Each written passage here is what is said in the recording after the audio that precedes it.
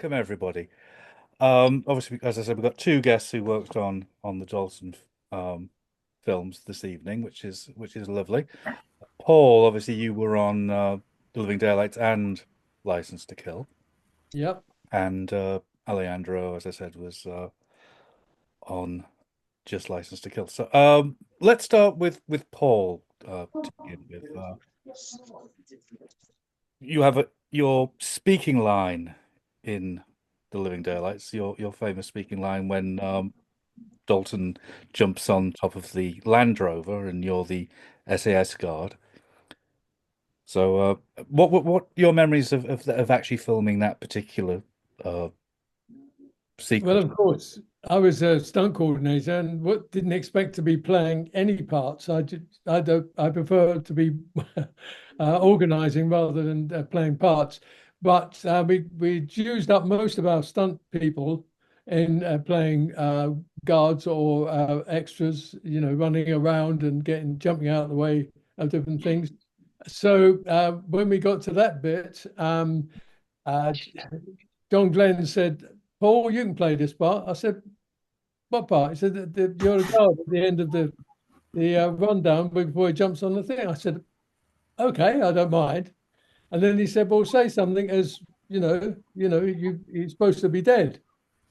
I said, "Okay, yeah, right." So, and we turned over an action, and I shot him and said, "Hey, hold on, you're dead." It was as simple as that, really. I didn't particularly um, go for the part or audition um, because I had all the crew on the other side of the camera and the stunt guys making faces and doing what, trying to make me corpse. But I think I just about got through it. Yeah, excuse me, but I just say, I was watching it earlier, and I absolutely love that scene. You delivered the line perfectly. It was absolutely hilarious. Thank you. Yes, You're most welcome. You're most welcome. it was just off the cuff, so it was. I don't think it was ever scripted to say, although it was obvious. He had to, he was shot and he should have been dead. Alejandro, did you have much to do with the stunt team when you were working on License to Kill?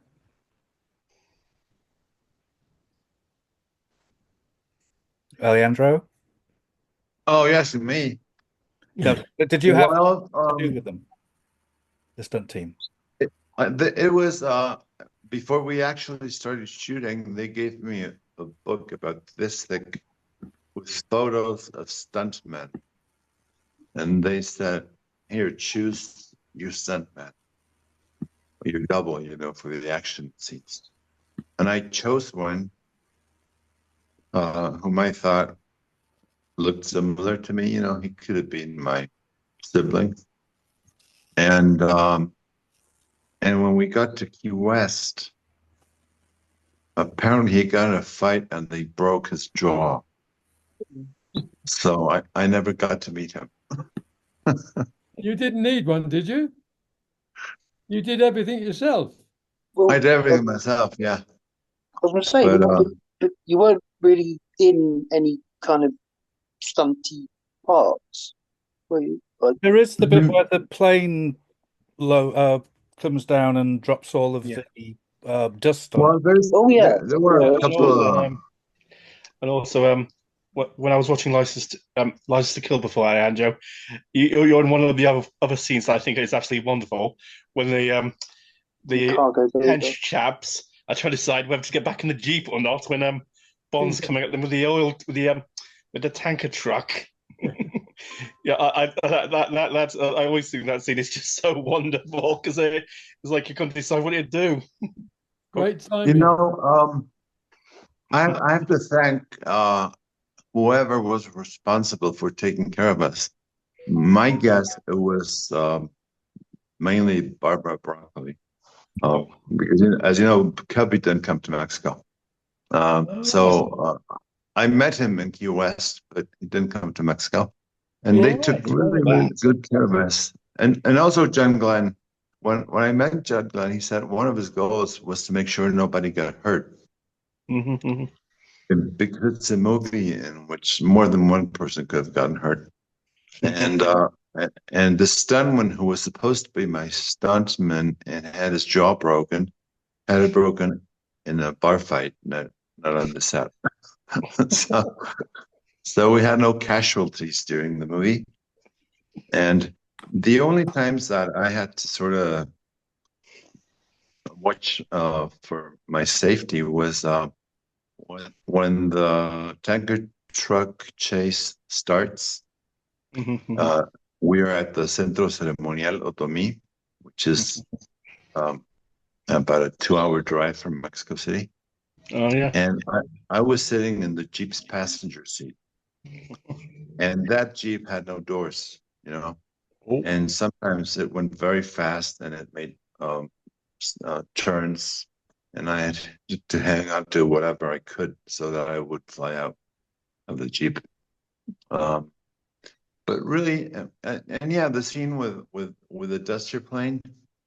But Paul, correct me if I'm wrong. I think I wasn't dusted personally. That was a stuntman. I just after this poor dustman, the poor stuntman got dusted. He got up, and then I took his place, Oh and I yeah. dusted him a little bit, and then I lifted my face and coughed, and so it looked like I got dusted, but actually, that was a stuntman. That was it. Oh.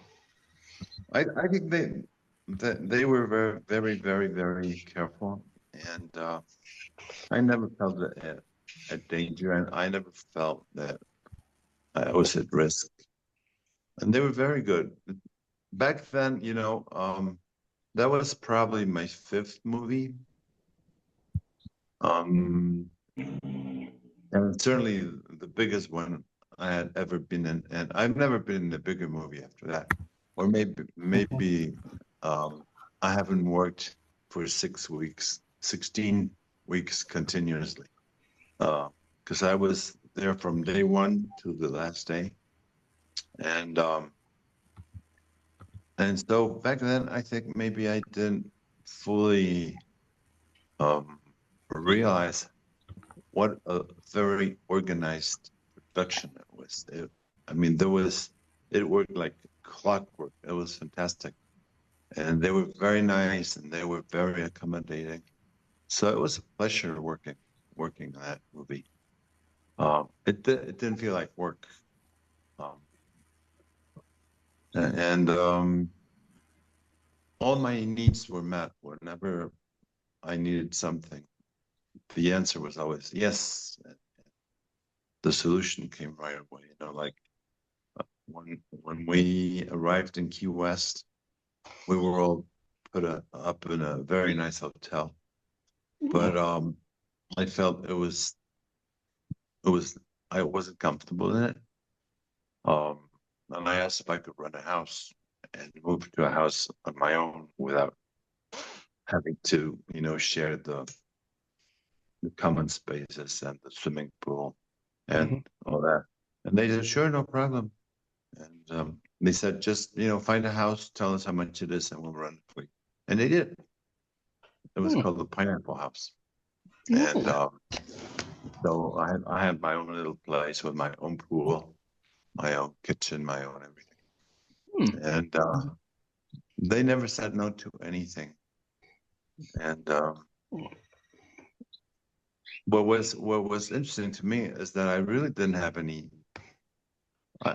I had, I think, one scripted line, which was, "What about the money?" But that was my one scripted line, and so I was concerned with what am I going to do the rest of the time if I don't have any lines. But I was, as my acting coach said, I was practically holding up the sets. I was almost in every scene. And then they made me improvise. Oh no, John Glenn asked me to improvise 2 more lines. When we found the money, you know, before Crest's head blows up, he said, whisper something into Robert Davis' ear. So I whispered in Spanish, encontramos el dinero, which means we found the money. And some other line. I can't remember what the other line was. But it was a very, very, very enjoyable experience. And I have to remind you that today we are actually honoring Timothy on his birthday. We In case are, anyone Yeah.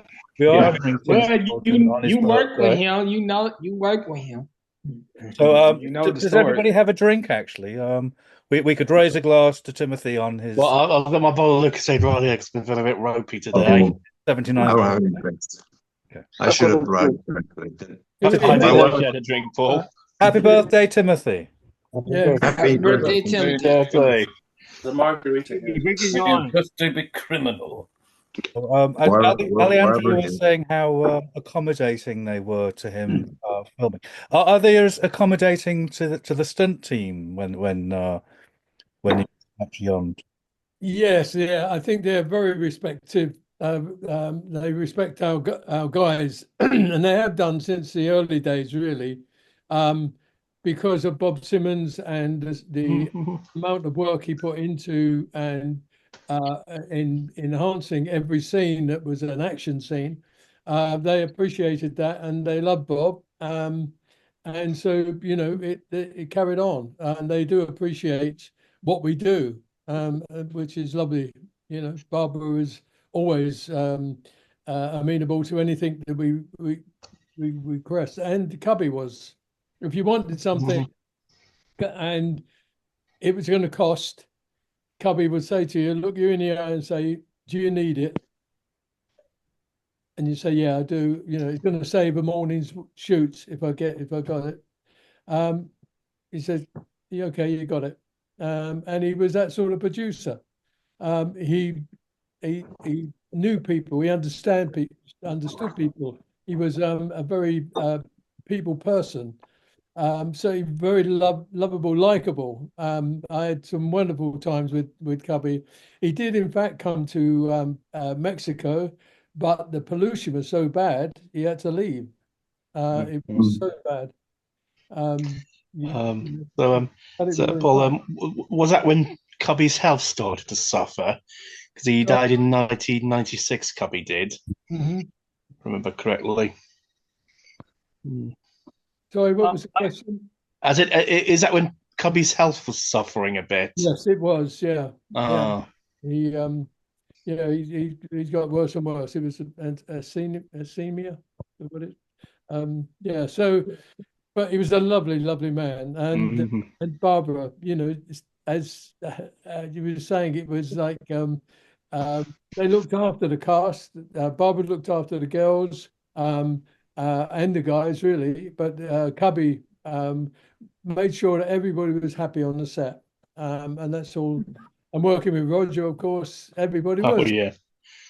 Because you didn't stop laughing when Roger was on. I heard he tell jokes behind the scenes, Roger. He liked to tell jokes. Yeah, terrible. I mean, a quick story is that when he was climbing on Octopus, he was climbing across the balcony to get into Octopus's bedroom. It's about 12 feet or so off the ground. I put some crash mats down, and all you had to do was walk across and step across the gap about 2-3 feet. It was easy enough to do. So we started to rehearse in the morning, and I said to John Glenn, wouldn't it be funny if, as he was stepping across, we had birds fly up in front of the camera to make the audience and Roger jump? He said, great. He said, you're the pigeon wrangler. I said, oh, thanks. So now I've got a dozen pigeons standing by in the afternoon to do this gag of throwing the pigeons up. So in the afternoon, he comes back. I stand on a box underneath the camera. I've got the camera above my head. I got the props gave me pigeon, pigeon, pigeon, pigeon. I had one under each arm and one in each hand. And standing on the box, and I said, stand by, I'm ready. And they ready, roll cameras. Roger started to come across the balcony. He went, oh, sorry, cut, stop. I can't do this. So I put the pigeons back in the cages. What's the problem? He said, I've got to go to the loo. So off he came back about 5 minutes later, got up and said, sorry about that. Got on the balcony, started turn over, pigeon, pigeon, pigeon, pigeon. I'm ready to go. As I watch him, he's about to step across. He steps across. I let the pigeons go up, and an egg comes down, hits me on the head, and goes down my face. He'd gone all the way over to the canteen to get a fresh egg so that he could do the gag pigeon egg.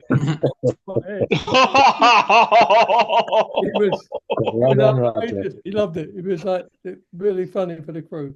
If anyone has any questions for our guests, if they can use the raise hands function, sorry, that was me. which you can find under participants, I think. Oh. I know, Matthew, you have a question that you'd like to ask. My first question is, did you guys shoot at the actual Hemingway house in Voices to Kill? Sorry, what was the question? I didn't get it. Did you shoot at the actual Hemingway house? Yes. Yes. Yes, yes. I jumped off the balcony there. I've got a nice still of that jumping off the balcony at the Hemingway house. Yeah, That was you, was it? The gardens. That was where he's actually told to, license revoked, which the film was supposed to be called. But they apparently one of the producers in Hollywood said to his wife, "We're doing this film called License Revoked," and she said, "What's that mean?" So he said, "Well, we've got to change it." My wife doesn't understand what revoked means, so now he gets a license to kill when his license is taken away. It's actually revoked. But so that was the story of the title change. I've got all letter headings and paper with license revoked. Yeah, it was And the contracts. the day that it was changed, wasn't it? My other. Sorry, go on, Matthew. One more quick question. So this is for Alejandro. I remember last time you were on. It's nice to see you again. My question is the Hand of Fire. Do you think that was supernatural? The Hand of Fire when it was the explosion?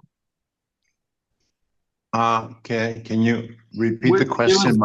My canary There's a bird famous has a very loud photograph voice. whereby it looks as though a hand is coming out of the fire. Yeah, well, in one of the explosions on the. I think people who were either looking through the lens or looking at the monitors had a better chance of looking at that hand or seeing that hand. But I did hear stories about spooky things happening, such as that hand. But I think I was more concentrated in the acting part, and I didn't really. And also in Mexico, Mexico has this long-standing tradition of weird things happening, always wherever you are. So it didn't seem like out of the ordinary to me. I was just trying to. My focus basically was always trying to get everything done in one take. So I had to really concentrate, and I learned a lot from Timothy in that sense, because as Paul might be able to tell us, Timothy was very, very, very focused and concentrated in every scene. And with a movie like this, you can't be just jesting around, playing around, and getting distracted. So I think from watching him, I watched him and I thought, oh boy. So sometimes I thought he was a little too cold, maybe, because he didn't like. Robert Davi would fool around, say a joke stuff. Timothy was very focused in his work, and that's why he's such a good James Bond, because he was concentrating in the situation, the reality of the situation, and so like the when I'm going to shoot the missile launcher, and I realize what the scene is, I think I can't mess this up. If I mess this up and we have to do take two, it's going to be a big problem. It's going to cost a lot of money. So I can't afford to mess it up. And luckily, most of the time we did it in one take, with a crop duster, um, or almost every scene I can remember we did in one take, unless Paul has, of course, from his perspective, a different experience as a stuntman. I don't know how many times but I do remember Paul perfectly. From a distance, he looked a lot like Timothy, and I admired him for hanging from the plane and for jumping. And I think Paul, you're probably the best stunt I've worked with. Although you weren't my stuntman, but I saw your work, and you were always very nice. Because you were always very polite and sociable. And you said hello, and you said goodbye. And I thought, gee, that's a nice guy. Because a lot of stuntmen, Mexican stuntmen, are not very nice people. No, yes, I agree with that. But they were almost I don't know what's the word, is that they were not so conscious, but they were again on a big movie, and a lot of them were sort of holding themselves back. They didn't want to make a fool of themselves. So basically, they were nice guys, but they wouldn't step out of line. They wouldn't say anything or do anything that would draw attention to them. But they were a great crew, as you were, and your little crew around that the Jeep and the stuff you did with the other guys. I mean, you were the backbone of Sanchez. You were his team, and you made him more real because you were there and you did it so well. And I think that's what John liked about it, is that you were a team. When you went up and whispered to him, we knew something was up, something was going on, and we believed you. And that was what was great about you and the other couple of guys and Benicio. I mean, just weird look of Benicio in those days, but a great performance. I mean, probably one of his early movies, as yours. But they were all good, solid performances that you knew that were giving the scene more balance, more believability. So yeah, I love working with you guys, I must admit. And when I first worked with Timothy, my problem was I didn't know him. He was a good a Shakespearean actor, but how strong was he? Was he an action man? And we had 4 minutes of the opening sequence of Living Daylights to prove that he was the new James Bond. And we discussed it, and I said, look, I can wire you to the top of the Jeep when it's coming down the hill, and you'll be safe unless it turns over, and then you're wired to it. So I had to take a chance on his strength and courage. So I put handholds on top of the Jeep so he could pull himself along, because he's got to pull himself along and tear the top open to get into the villain. Timothy wanted to play it as Craig played it when he took it over. He wanted it more realistic. He said, if I get kicked in the leg, I want to limp for 2 scenes. If I get smashed in the face, I want a bruise that stays in reality. But obviously, Cubby wasn't going to have that. After Roger just having a good fight and then just brushing his hair back and being Bond again. So Cubby wasn't going to have, that sort of reality that soon. So Timothy was put more into it. He put more realism into the fights, and is more intent than was Roger in terms of doing the dialogue and playing his part. He saw Bond from the early books. That's what he was placing his Bond on. And he wanted to play him that way. But we had to tamper him down a bit, because, it's I want to kick the guy in the face and then do this. I'd say, look, let's, you're still Bond. You don't, See, Sean would shoot somebody in the back, and with no compunction. He'd shoot a girl in the back with no compunction. Roger would ask them to turn around because he was more of a gentleman. But Timothy was more realistic in terms.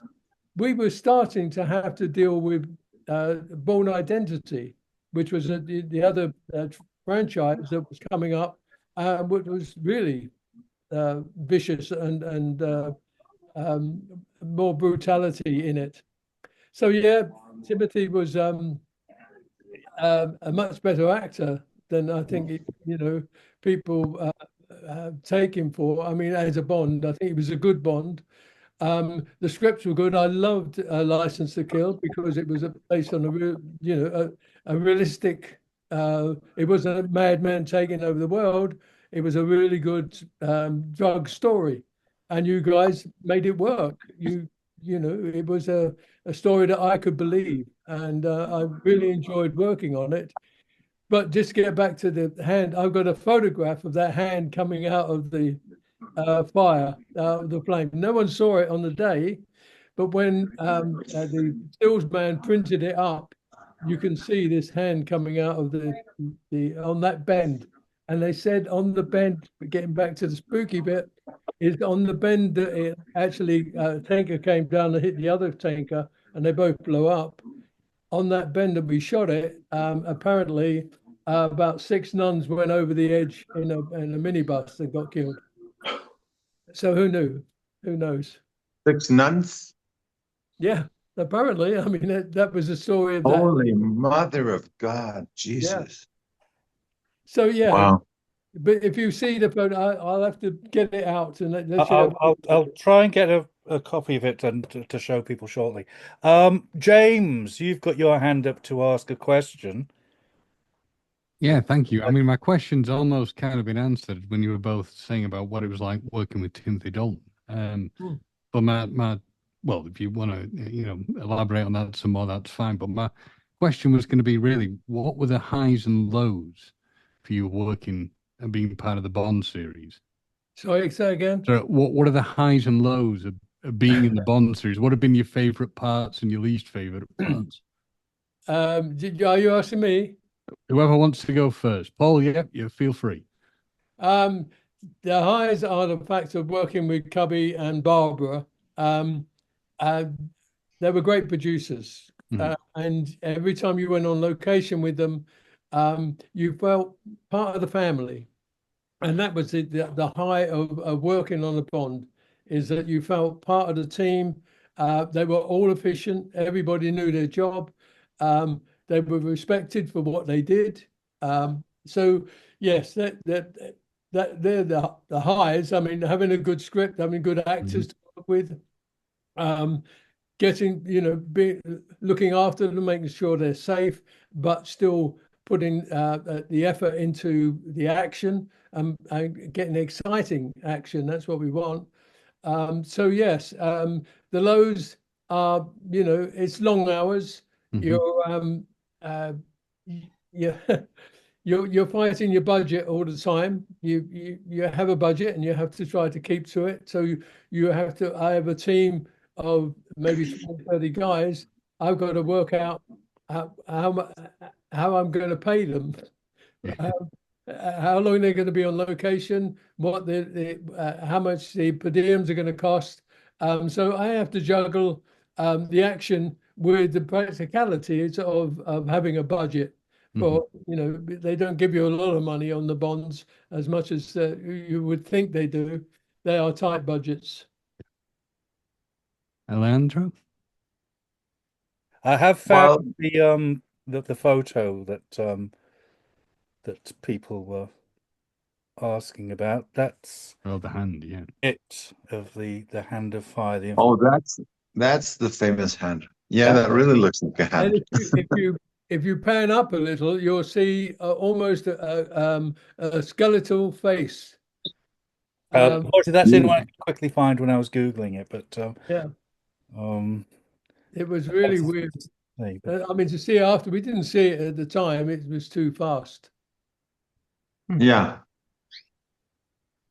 No, but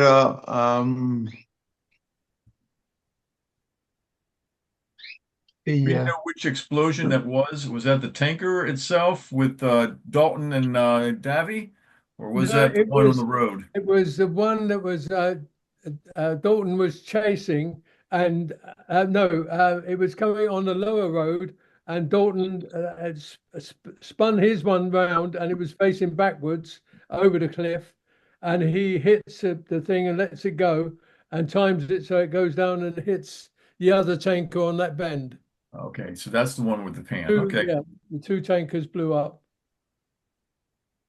So just wondering, Alejandro, what were your kind of high and low points for being part of the Bond series? That was Well, the question. everything was a high. From the way I got chosen, I didn't really audition for the part. I was shooting another movie by the name of Romero, and back then we didn't have cell phones or anything. So I got to the hotel, and there was a message from a Mexican casting director saying, "There's two American ladies who want to meet you. Can you come to Mexico City?" And I said, on Saturday when we wrap up, I'll go to Mexico City, sure, but not during the week.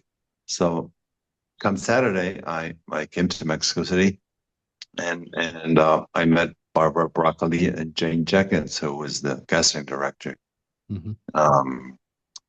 that I met. And they were so nice. They asked me things about my personal life. Why was I dressed in white? What kind of stuff did I like? And so then I told them, that I was a Buddhist and this and that. They just really wanted to meet me as a human being. And nobody told me they were producing a Bond film. They just told me there's two American ladies who want to talk to you. And Barbara was very, very, very nice. And she must have been maybe 27 or so at the time. So I had no hunch she was going to be a producer. And Jane Jenkins was very nice too. And at the time, Jane Jenkins was probably the most important casting director in Hollywood. So we talked, and then it turned out Jane had studied in New York City with my teacher, Herbert Burkhoff, and we talked a little bit about that, our experiences studying with Herbert. And then Barbara just popped the question, would you like to act in our movie? And I said, well, what movie? I mean, I thought we were just talking. And she said, no, we're doing a James Bond movie, and would you like it to be in it? And I said, well, when do you start? She gave me a date, and I told her, my other movie wraps only 1 week before you start. And I already agreed with my girlfriend who lived in New York that she would come down to see me, and we would travel a bit around. So let me think about it, because I have to talk to my girlfriend. I can't just not ask her. And the Mexican casting director, her eyes popped out when I said, let me think about it. And Barbara said, okay, but don't think for too long, because we have to start shooting, and we need to know who's going to be in the movie. And then the casting director told me to go visit my agent, who was around the corner. And my agent said, you're going to do that movie whether you want to or not. I'm not asking. I don't care if you break up with your girlfriend. I'm just going to say, Alejandro, I was very impressed that you had the guts to actually say that. Just let me think about it. Well, because I had a girlfriend. Yeah. I usually never make decisions unilaterally. I always consult with whoever else is involved. But my agent said, I don't care if you break up with your girlfriend, you're going to do this movie. So then I called the Mexican casting director and told her, please tell the very nice ladies that I will be, and there will be if they still want me. Oh, I even asked them. And I said, "Wouldn't you like to see me act? Do you have a scene that I can read for you or something?" And Jane Jenkins said, "Oh, we know you're an actor. Otherwise, you wouldn't be here. You don't need to audition." So I didn't really audition. So from the very first time I met anybody that had anything to do with the production, everybody was lovely and very accommodating. So this is actually, believe it or not, I never had an easier time getting into a movie. A lot of people might think, "How did you get into a James Bond movie?" Well, by talking to these very nice ladies. That was it. I didn't have to do anything else. And everything was there were no lows. Being Mexican, I'm used to Mexico and the working conditions here and the weather and stuff. And so even if it was very, very hot when we shot the tanker truck chase in the Rumorosa, as Paul might well remember, even that wasn't hard on us because we had the most wonderful motorhomes. And when it got too hot, they just sent us into our motorhomes to cool down. And I can truly remember no lows, not one single low, except that I tried to hit on Talisa and she told me to fuck off. I can't blame you for trying. It's being recorded. What? I feel like you might need to edit that bit out. Oh no, that's going to be straight, right? That's going to be the thing that's going to be put out to everybody. Hey, Deacon gave the chance to try to talk to her. Chris Schofield, you've got your hand up to ask a question. Chris Schofield, one of the biggest License to Kill fans you'll ever meet. As in, he loves License to Kill. He's not huge. Yeah, License to Kill is my favorite Bond film. In fact, probably my favorite film ever. However, I'd like to ask more of a sort of personal question to the pair of you. When you have free time, do you ever sort of watch your, I suppose, comparative peers and have the objectively, or do you go, "No, I don't want to watch that because that's my job, and I'm not interested in watching another film with stunts or an acting kind of thing"? Paul, you go first. I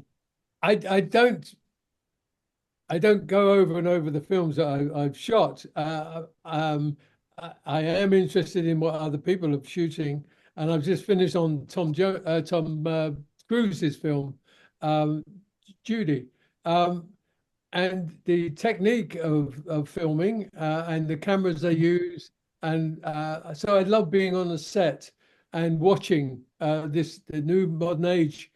But funny enough, and I've seen some people today about it, as in the old days, you had big cameras and you had handles and you turned the camera by these handles, and you had to be very adept at being able to calculate how far you're going to go with these. And I saw an old fella on the set on this Judy film using the old Worrell head and spinning it around, and it brought back so many memories. Whereas today it's all digital, and the cameras are done on remote head, so nobody's on the camera, and a guy sitting at a desk with a laptop is controlling and seeing what the camera's doing. So it's on a remote head and it goes past you and up past you and whatever, and they've got all control over it. So yeah, I'd love watching, and I would love to starting now, because of the wire techniques they got these days. Whereas on Superman we couldn't use wires unless they were really thin and they broke. So yeah, I'd love to be on a set, a modern set, and I would love to be starting now, because I think it's the technology that they have. I would love to be able to use. We made up technology when I started. We were formulating ways of doing things, wires, and trying to get and not use wires. So on the cheetah boards and trampolines and God knows what, we managed to make a man fly. But I would, yeah, I like to watch the modern films. Sometimes they go on a bit too much with the karate and the martial arts, and it's not real. You know, a good smash in the mouth sort of puts you down a bit. Yeah. So you get up and do another 5 minutes. So yeah, but I do like them. I love action movies, but I don't watch them all the time. Sorry, Randall. No, thank you. And Okay, well, when I was studying in New York City under Herbert Berghoff, he always said, you know, if you're gonna play a certain type of character or you're gonna be in a certain type of project, don't watch anything similar to it or a different production of it, so that it doesn't influence you and that you can create everything you do is original and you're not copying somebody else. So, like, if you're going to do Hamlet, never watch Hamlet. Do your own Hamlet and see what happens. So, thinking, and also, we didn't have a lot of time because literally after we wrapped Romero, I only had 1 week before License to Kill started. And so basically, I just had time to unpack bags and pack more bags. And so I always, this might be something that I learned in school. I always try to think of doing something the way nobody else would do it, you know, because 95% of the actors will play the scene the same way. And I want to be in the 5% that play it different. And so that was it's almost ingrained in me. I don't even have to make an effort. But I was telling somebody the other day, if you watch the movie, all the other bad guys, and that by that I mean the other henchmen and Sanchez, they always look mean and menacing, threatening and angry, whereas Perez is always sort of smiling and happy.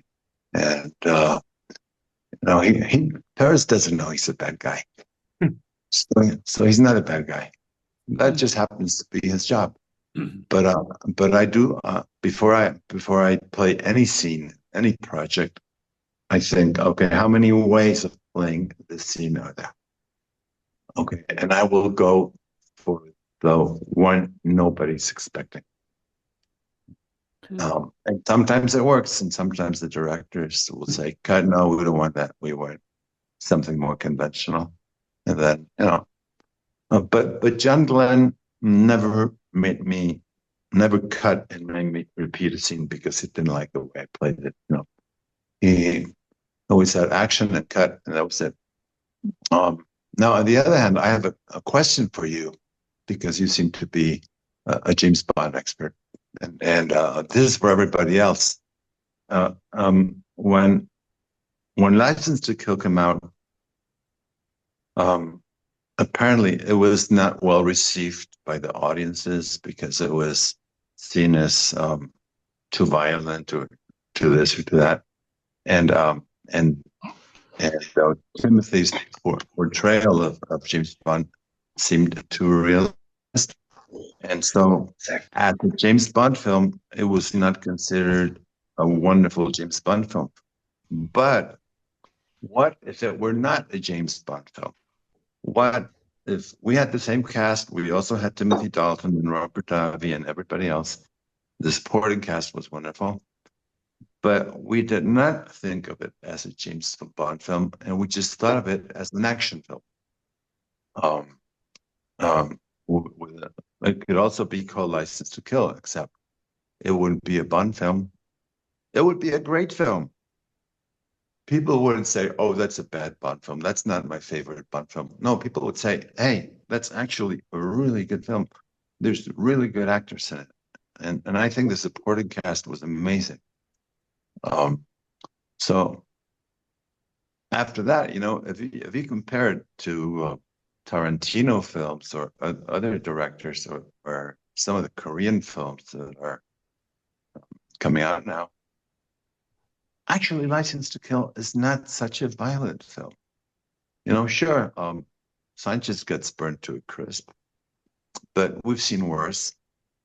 And I think it's a great movie that should be appreciated as a great movie, regardless of whether it's a James Bond movie or not. I'm sure Chris agrees with me. I mean, I was of the opinion at the time that I thought I enjoyed it as a film. I enjoyed it as a Bond film. There were people who disagreed with that, but for me, it's always been one of my favorites. I think it's a great film, whether it's a Bond film or not. Yeah. I mean, it's no more violent than its contemporary films that were out at the time, like But it Lethal was Weapon. less violent than And to be honest, I never thought of it as being violent when I finished. When I come out of the cinema I watched it when I was 15, I just thought I'd just seen the best film I'd ever watched and couldn't wait for the next one. I mean, I think it was just the fact that it was a bit of a shock for a Bond film at that time. the thing is, it is violent, but it's nothing that ITV can't cut down in like a prime time slot. I just found it was more realistic than older Bond films because it wasn't fantastical. You believed everything that happened in that film, and I believed that someone was jumping onto the back of the tanker and that someone would set fire to, unfortunately, Paul at the end. But you believed everything in it because it had so much realism, and I think that's one of the things that I absolutely love about that film in general. I just think I agree with you, Alejandro. It's a superb film, and I should have more respect for what it doesn't get. I mean, I have. Wasn't Robert Darby good in it? I mean, He's very good. He came out so strong and so believable. I don't think there's a weak point in that entire film. Everyone is brilliant. Everyone. I'll tell you who I do find maybe a bit of a weak link. The one that plays Killiford. No, he's really good. I enjoy. He's fantastic. Well, can I just say Hell something? of a lot of dough. We do have another question from Stuart. Stuart Basinger. Good evening to you, Stuart. Good evening, everyone. Hello, Alejandro. Nice to see you again. Nice to see you. Yeah, pleasure. Actually, Alejandro, I will point out the little bit of history of the License to Kill when it came to the American public.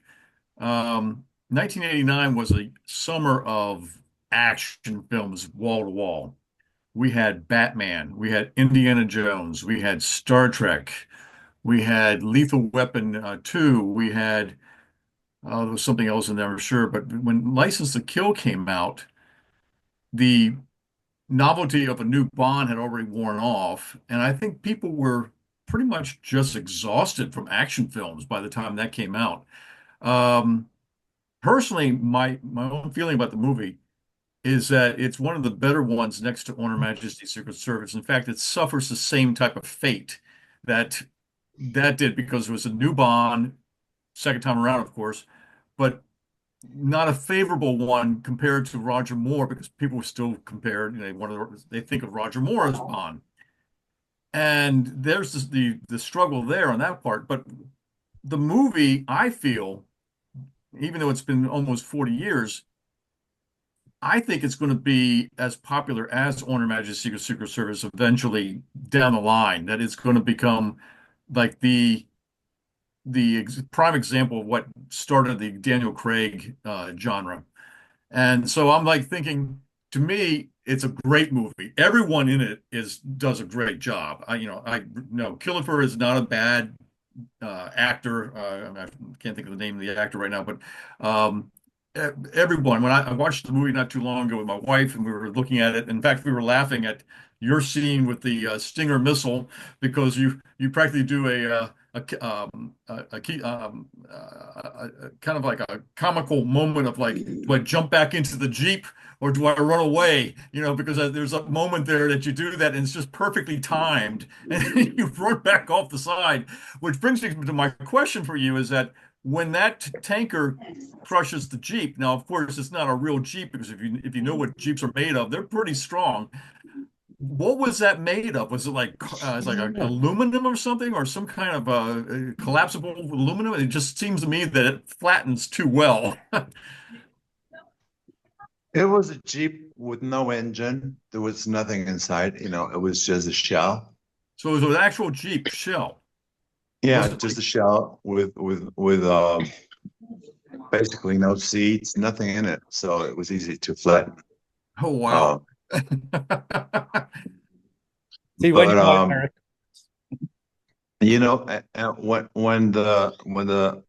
When Bond is coming towards me and I'm standing right next to the Jeep, that's one Jeep. That's a real Jeep. That's the real Jeep, right? And that's me.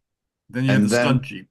And then when you see the tanker truck coming and the camera looks from behind, looks at Paris from behind, not his face, but his behind.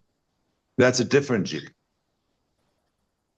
And the guy who's there is a stuntman. It's not me. They didn't risk me.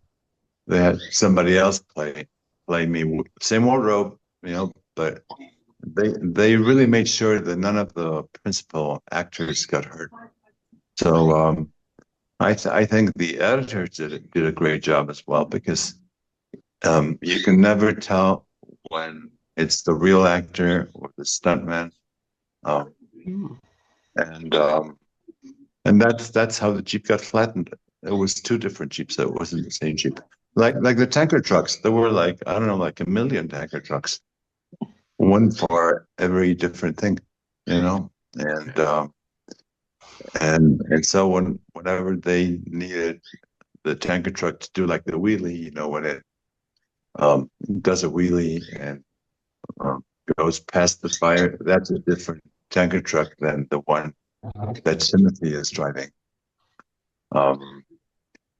So although by James Bond standards, it might have been a low budget, but it didn't seem to me like they were cheap. They weren't like trying to save on anything, whatever it took, they had. And I felt always very, very protected. And I think Paul is right. I think the secret was Barbara because Cubby was not there when we shot the tanker truck chase, but Barbara was there. Mm. And that part was directed by Arthur Worcester. That was the second unit. And he was wonderful. The moment I arrived, he made me feel so welcome, and he was always nice, and he asked for things so nicely. And so, although it could have been hell, it wasn't hell. It was very, very, very pleasant experience. And afterwards, they always congratulated me for some reason. For things that I said, why are you congratulating me? It's my job. I have to give a shout out to John Grover too, since he was the editor. I'm a former editor as well, so I just have to do a shout out for that one. Paul, a question for you. You go back 60 years in this business. You go. I think, yeah. If I'm reading this correctly on IMDb, I mean, you did some of the work on Casino Royale in 1967. You did You Twice. You were also an actor in some of the TV series of the Avengers and The Prisoner, some of my favorite British productions. So what were you? I see you. What did you do in You Twice? Were you one of the ninjas, or were you one of the Blofeld's men, or I'm not sure which? I was probably all of the above. Okay.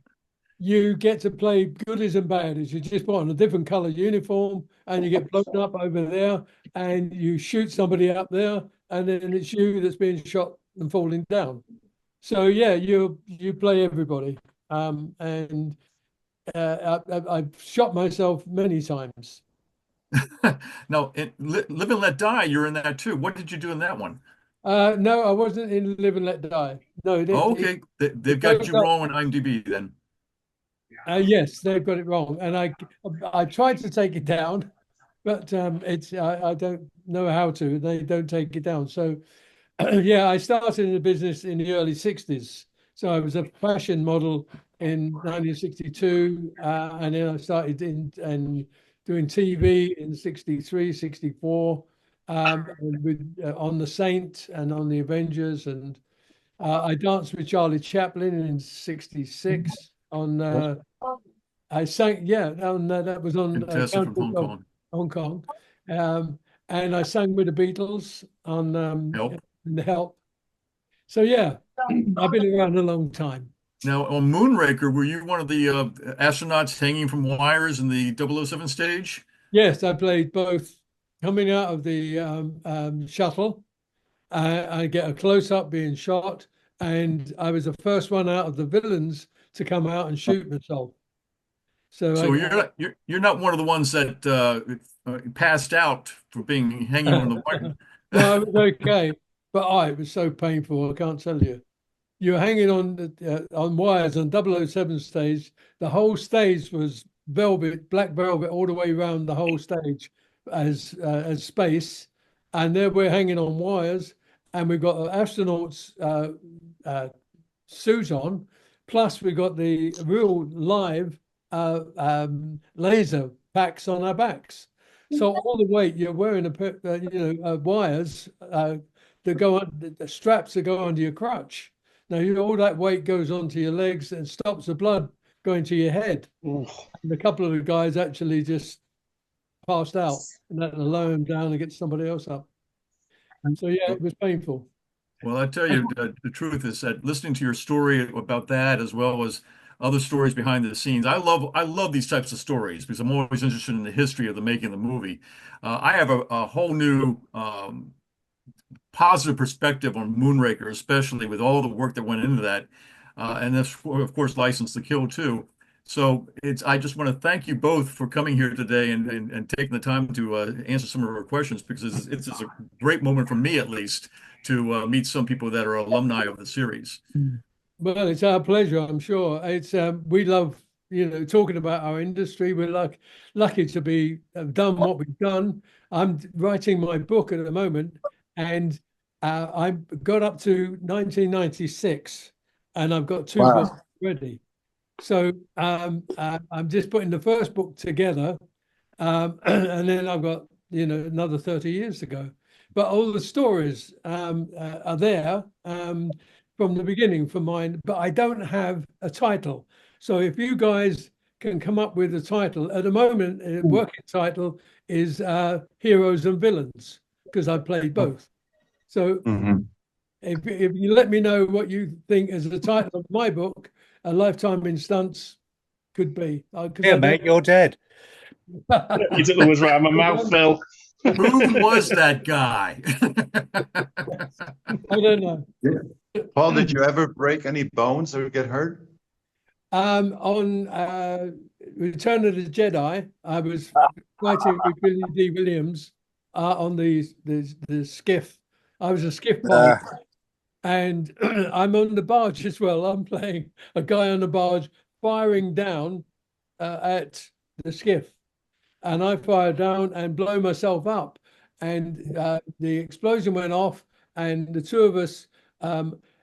Billy D. Williams is supposed to hang on to some cables and stay above the Sarlacc pit, and I'm supposed to fall down 12 feet, well, hang on to his body, and then he shakes me off and I fall 12 feet and roll down into the Sarlacc pit.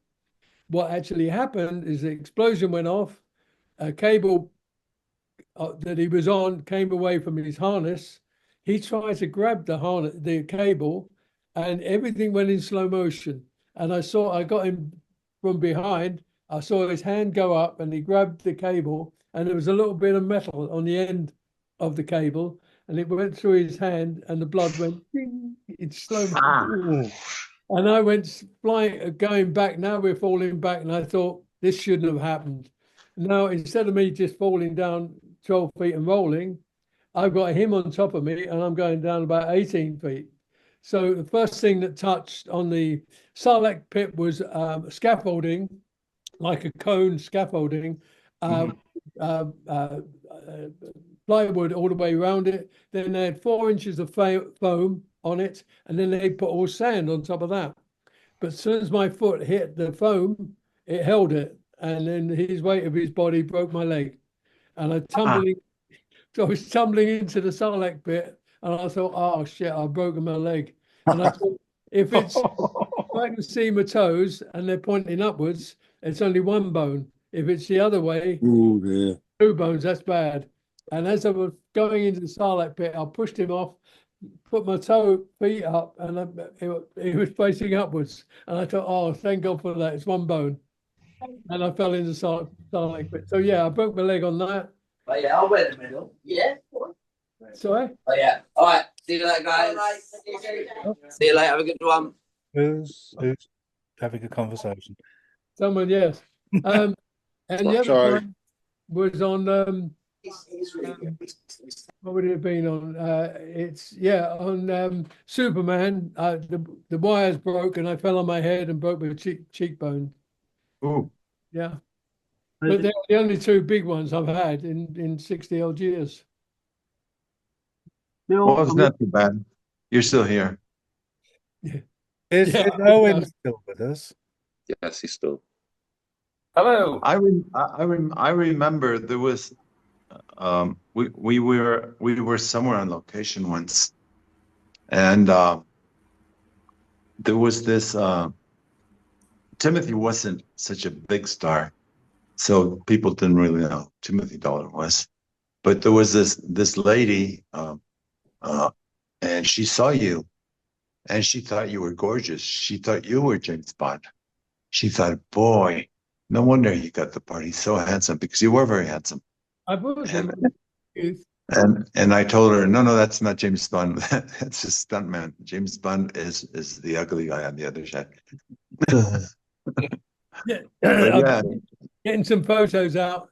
Well, I'm doing an ATV, like a little documentary on me. So they're doing, and they wanted some younger photos. So that was me when I was a mere kid.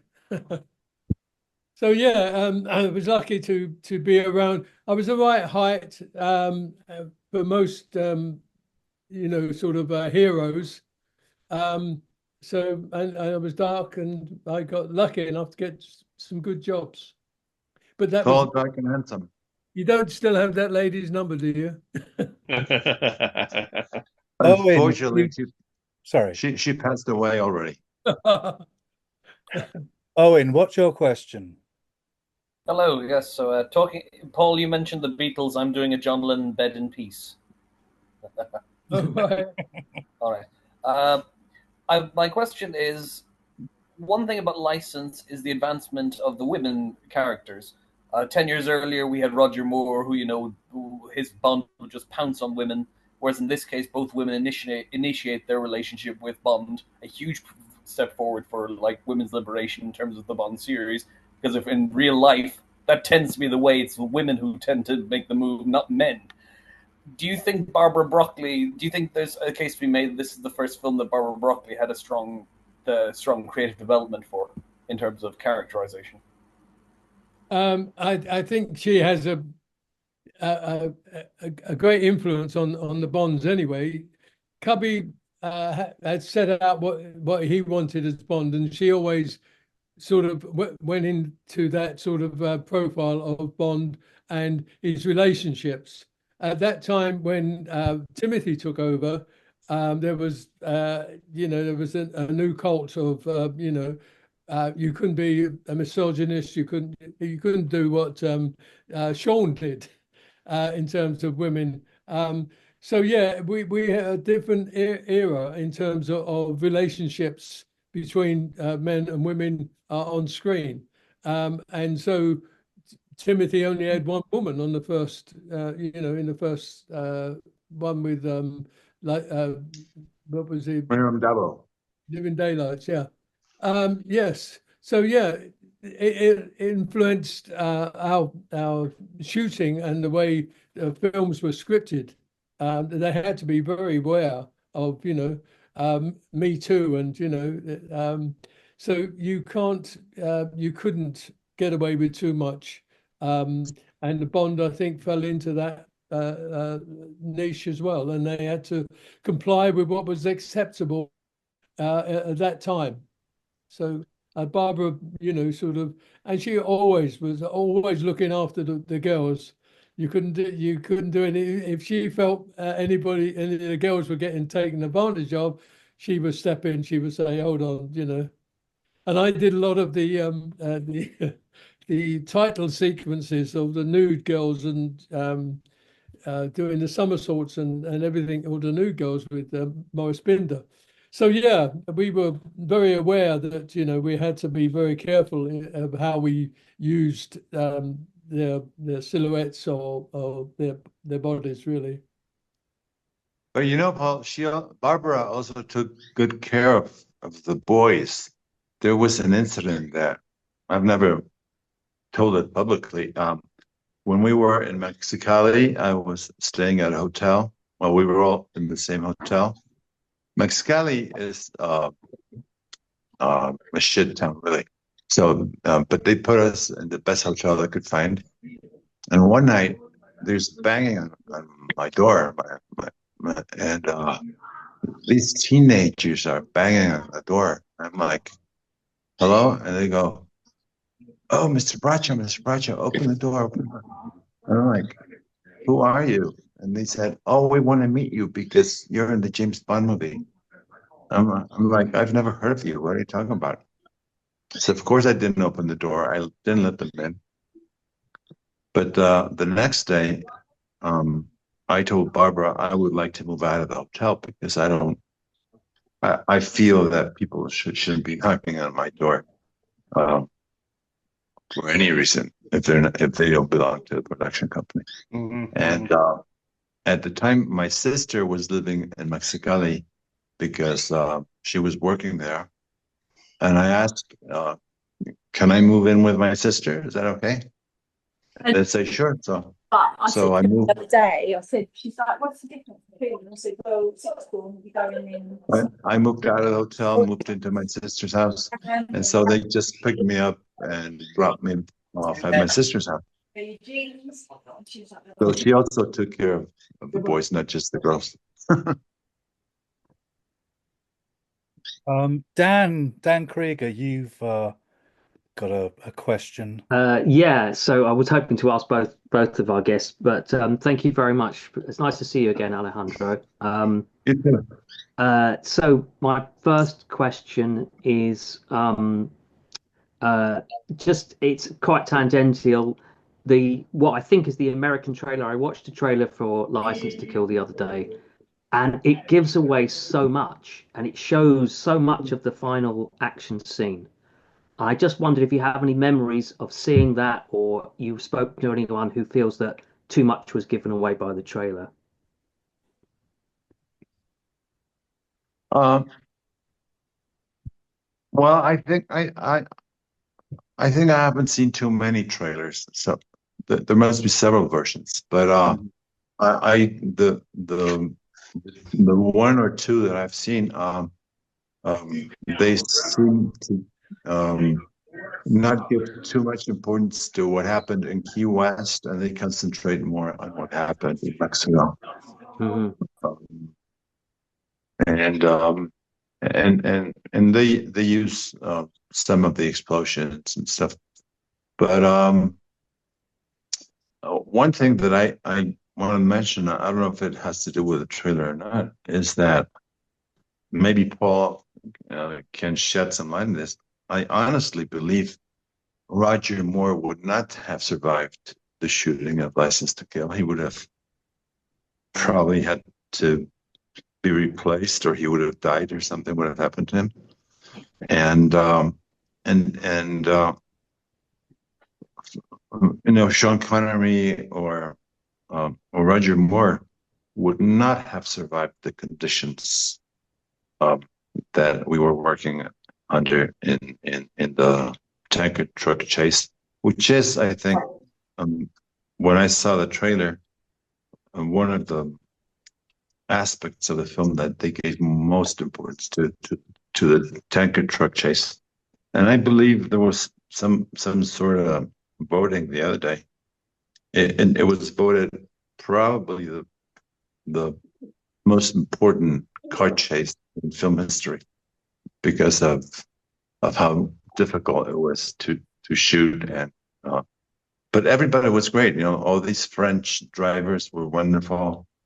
And like Paul said, everybody was a professional in their own field, and they hired the best of the best. And it never felt like they were skimping or trying to save money. I never felt it.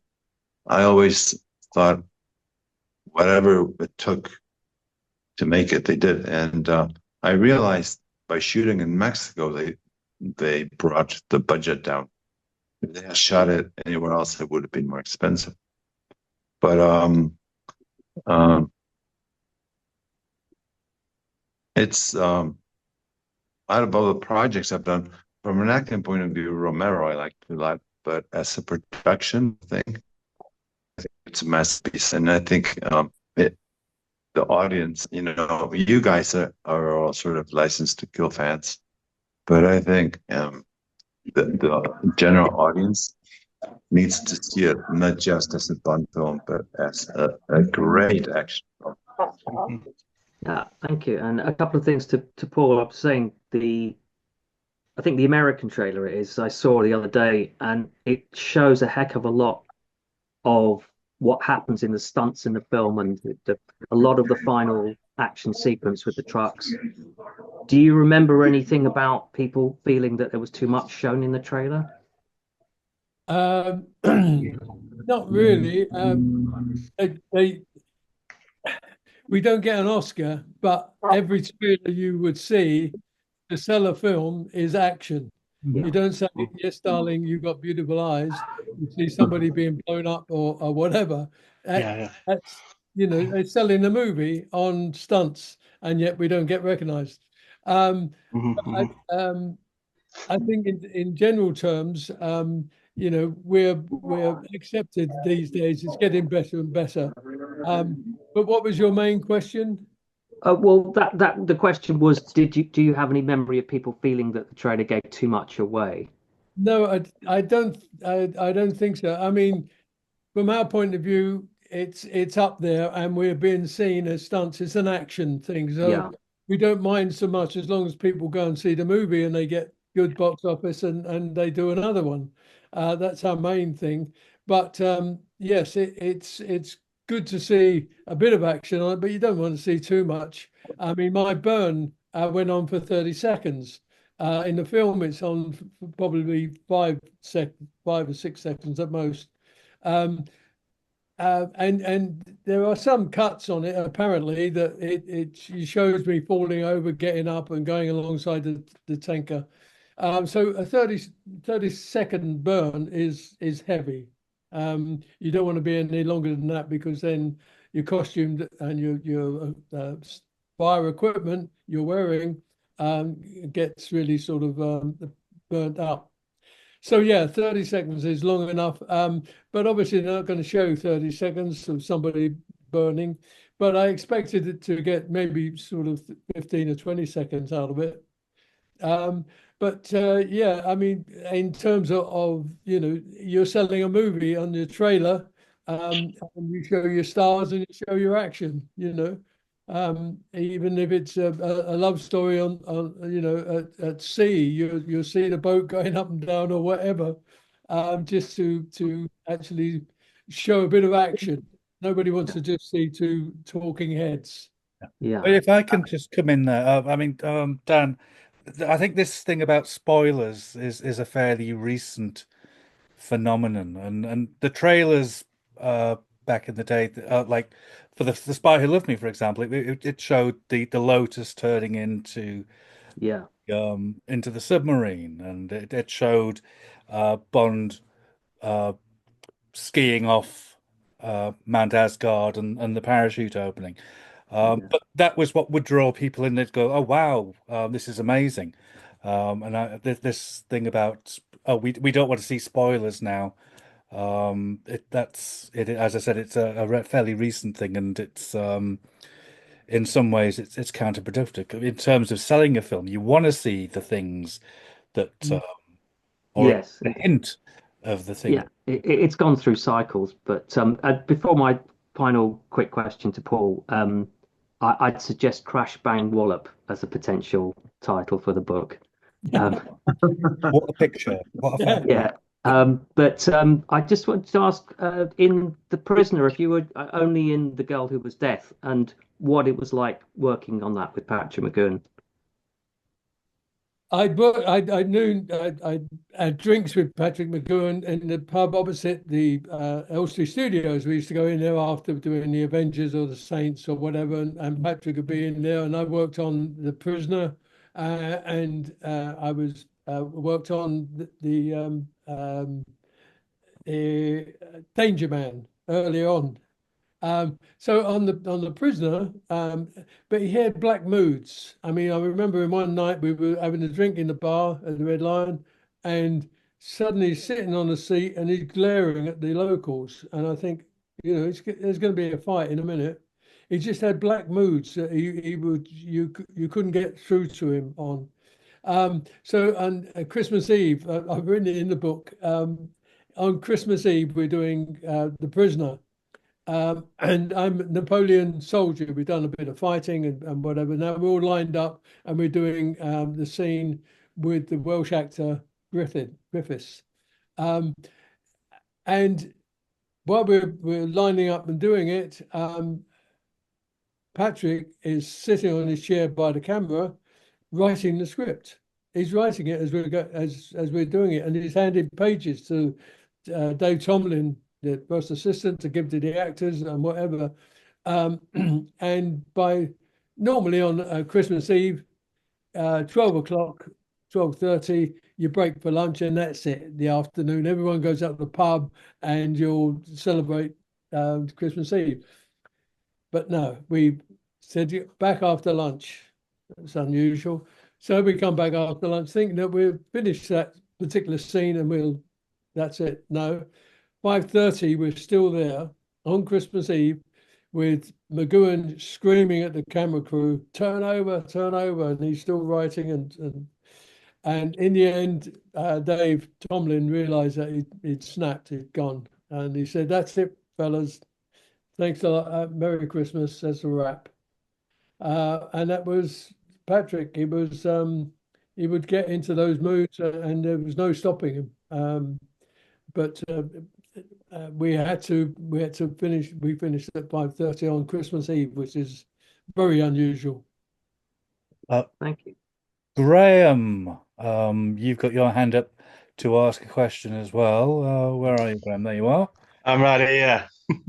Well, my question we've actually just talked about a bit, Paul, but what I wanted to ask you about was the for me the one that was what's the word?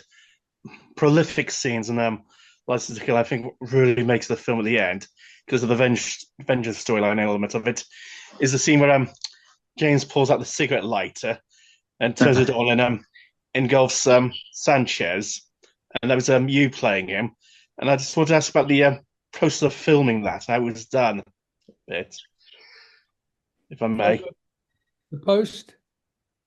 But the bit about the actual filming of the scene where Sanchez goes up in flames. I was just about curious about how long it actually took to film. It was difficult. I wasn't supposed to be doing it. I was a stunt coordinator. Again, I get the night before I had an American stunt guy who was going to do it. He brought his equipment to do a full burn. And the night before, the morning before, he said to me, look, if I leave tonight, I can get a few weeks work on another movie.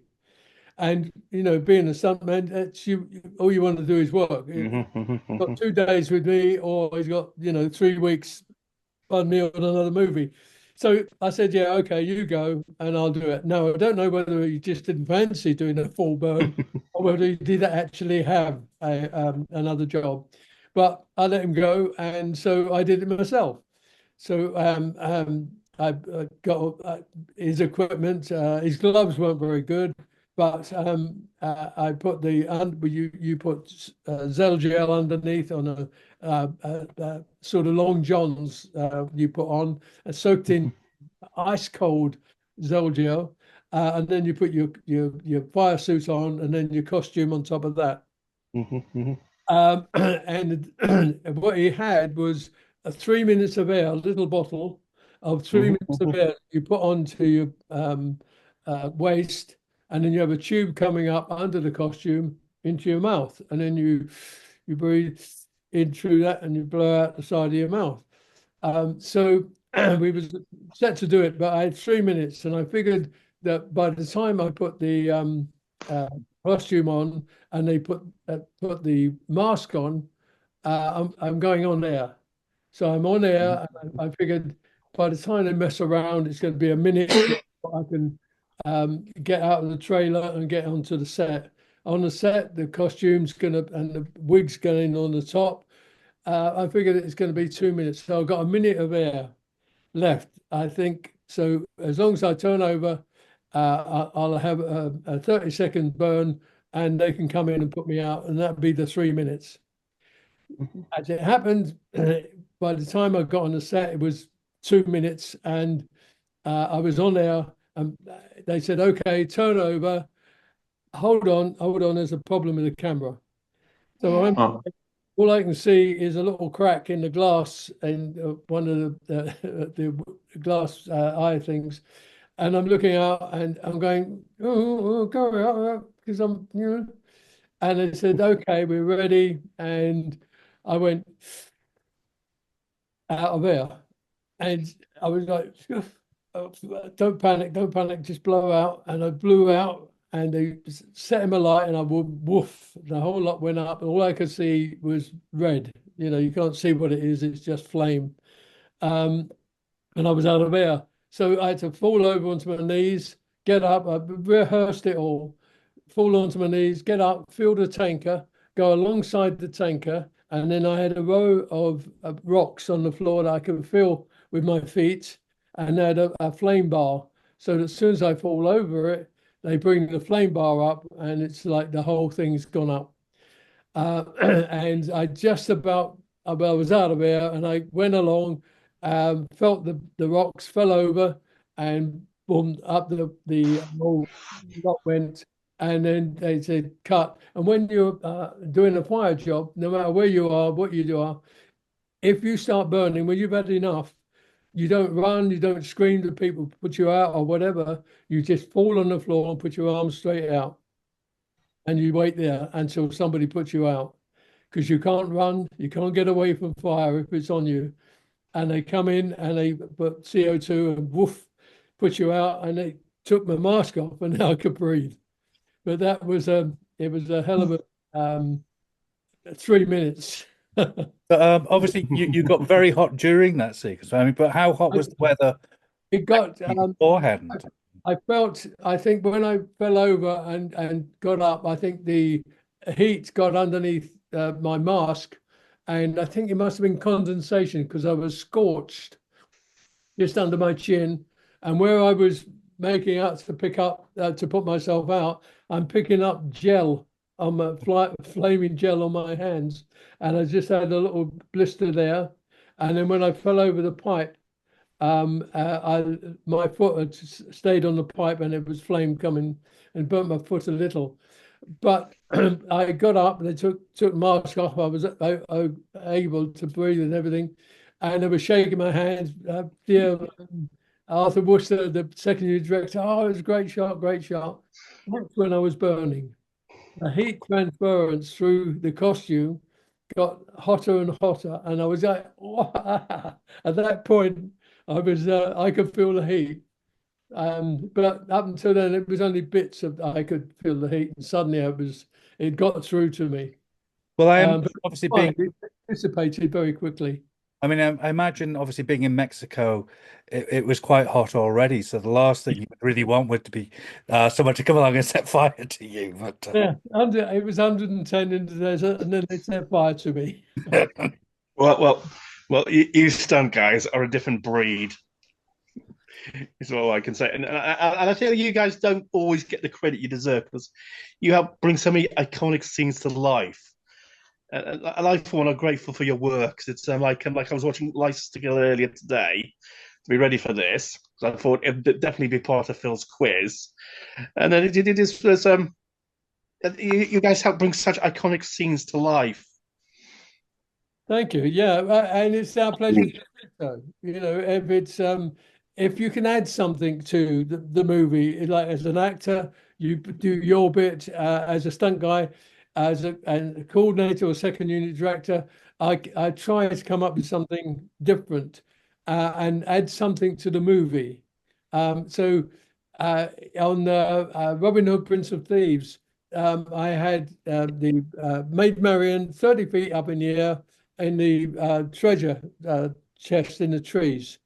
And she had to then climb down, and there's dialogue going while she's climbing down. Now, how do you help a woman down a 30-foot ladder? So I said to the director, what if Azim had come up with the idea of Yeah. and Robin says, no, we don't go down the ladder. This is why we do it. He puts his foot in a loop on the rope, puts his arm around her, and then swing down together. And as they swing, that's such a wonderful scene in the film. Yeah, that's romantic, classic. Romantic. Yeah, exactly. Yes.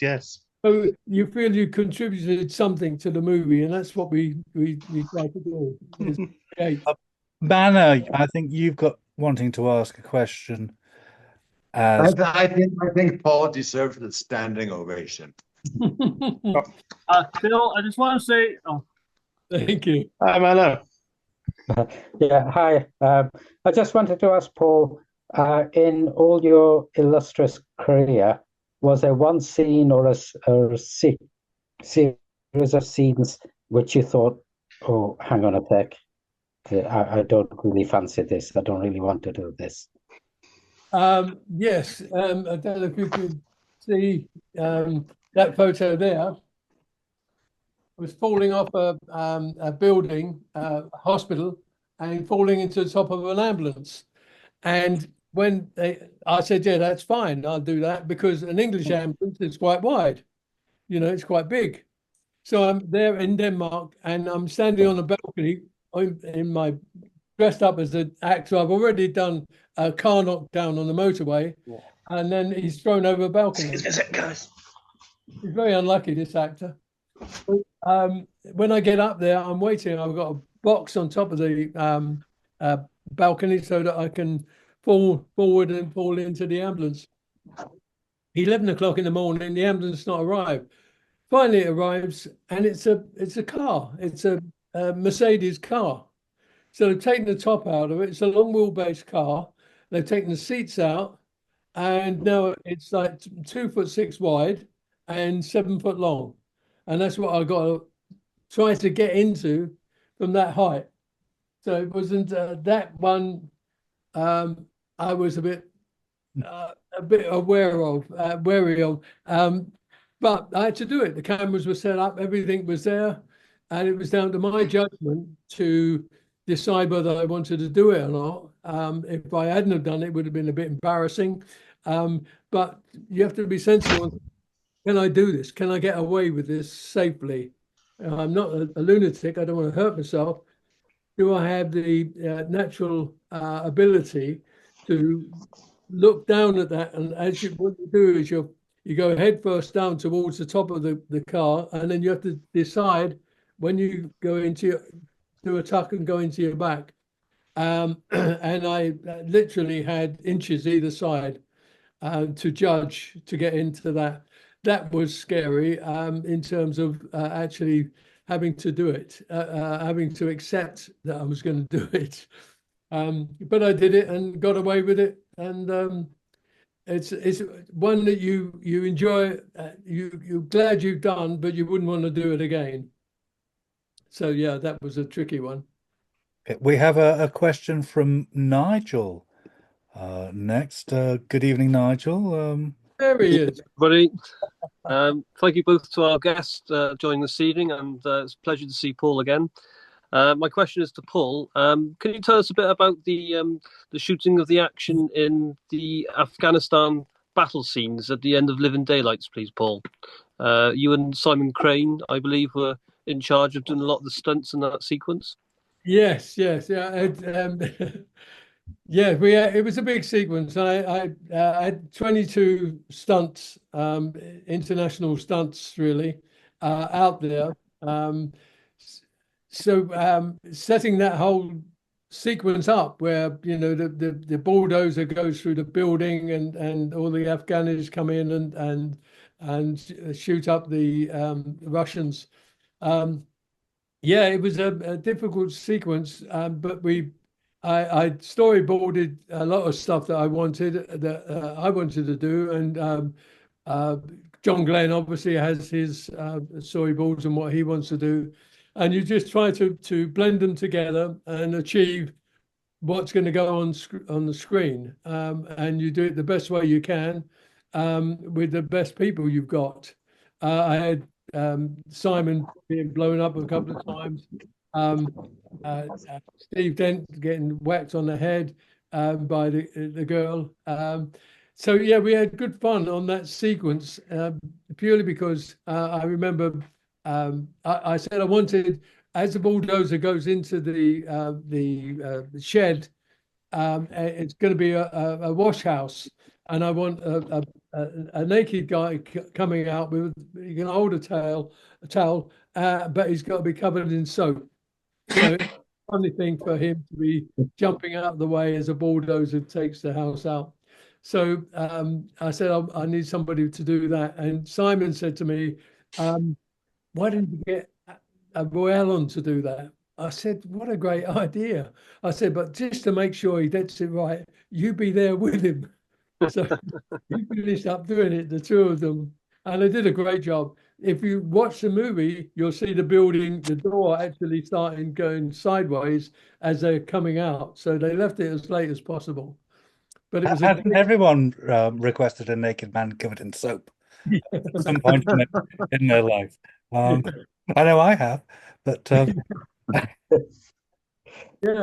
it worked. Hopefully it worked, and it was a great sequence to be part of. To be on, on the runway with such a massive aircraft, and to Remy's guys running up, driving up on the back of it.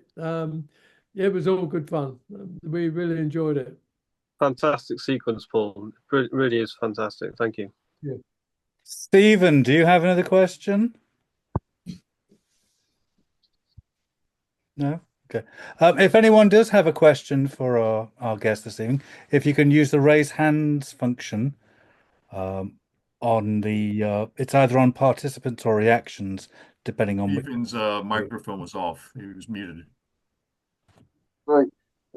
Yeah, I was just going to say to Paul that, I mean, I like License to Kill. It's not one of my favorites, but I like the movie. But I do think one of the best aspects of that film is the stunt work. It really sort of sticks out, and it's all the action scenes are very well done and very well put together. And you were obviously part of that, and I just thank you for making a memorable sequence, and making a good sort of action sequence within the film. And thank you for all your work on the other films as well. Thank you. I do appreciate it. It's very nice. And it's why we love doing these sort of Zooms, and I go to different conventions and whatever. The fans are wonderful. They appreciate what we've done, as actors or whether we're stunts. They appreciate, the movies and the effort that's gone into it. And so, yeah, I enjoy doing these. I'm off to Portugal to do a Star Wars in a few weeks. All right. So yeah, it's nice to get out and meet the fans, and and enjoy their company and tell them a few stories, No, and they enjoy it. it's been really good listening to you, actually. I know you've probably heard this thousands of times. What was your favorite Bond film to work on? I would say License to Kill, because I really enjoyed that, being part of that, and I think it's such a good movie. Although I've had great fun on the others, on Octopussy with all the Octopussy girls, and we did some great stuff on there. But I think as a serious movie, I liked License to Kill, and I think we created some good scenes in there with the plane take, the barefoot water skier and getting onto the plane, and how we did it was really, really good. Yeah, the second unit stuff is all really good. So yeah, that's a good choice. We have a question from Samsung SM something or other. I'm not sure what your real name is, but are you there? What? Good evening. What is your name? Samsung SMA137X. Oh, sorry. Can you hear me? We can hear you. Oh, right. Sorry. It's David Brooks. I've only just joined Zoom for the first time ever, so I don't know how this all works. Is that okay to ask a question? Sorry. Please do. Yes. Okay. Well, first of all, hi everybody, and thank you very much for this. David, this is great. If anything, Paul, am I okay to ask you, after License to Kill, did you hear anything about any proposed ideas of what Dalton's third movie from the crew or anything like that, or any ideas of what stunts that people wanted to do for his third movie, which sadly never got any made? Did you hear anything about what was going on with that after License to Kill, if that's okay for me to ask you? Yeah, no, we didn't hear anything. We were just expecting it to be another year, and then we were back on it again. And went on. There was the dispute between who owned what and the franchise, and it just went on and on. And I remember I was on the Sunset Strip at the little cafe there we used to use. And I'm eating away, and I looked up, and there's Timothy standing next to me, and he was waiting as well. We were all waiting for the word to say, right, well, let's get on with the next one. But it was 5 years, and it was, and everything had moved on by then. They wanted to change.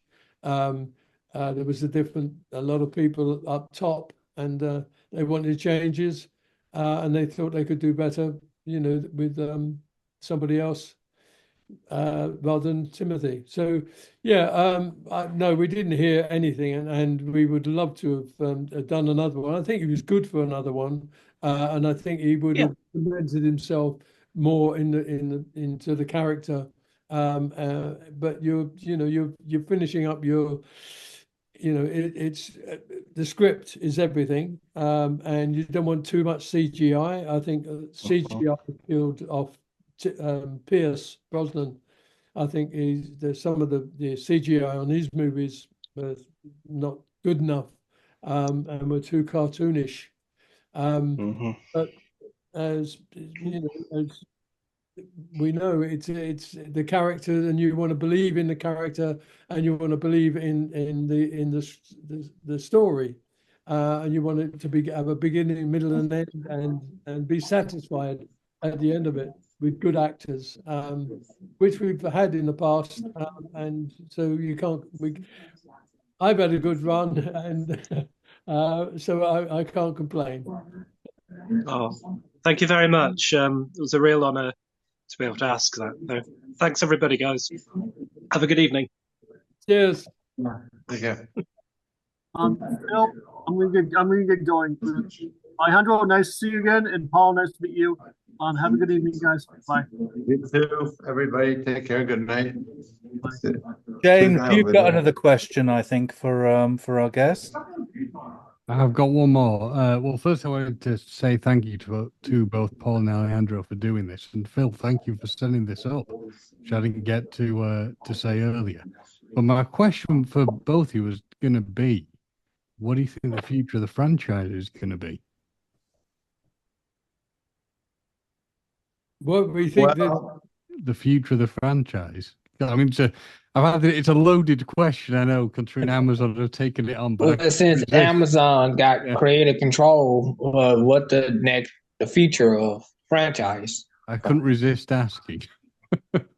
Yeah, I think for all of us fans of the Bond franchise are excited and a bit feeling a bit ominous about which way it will go.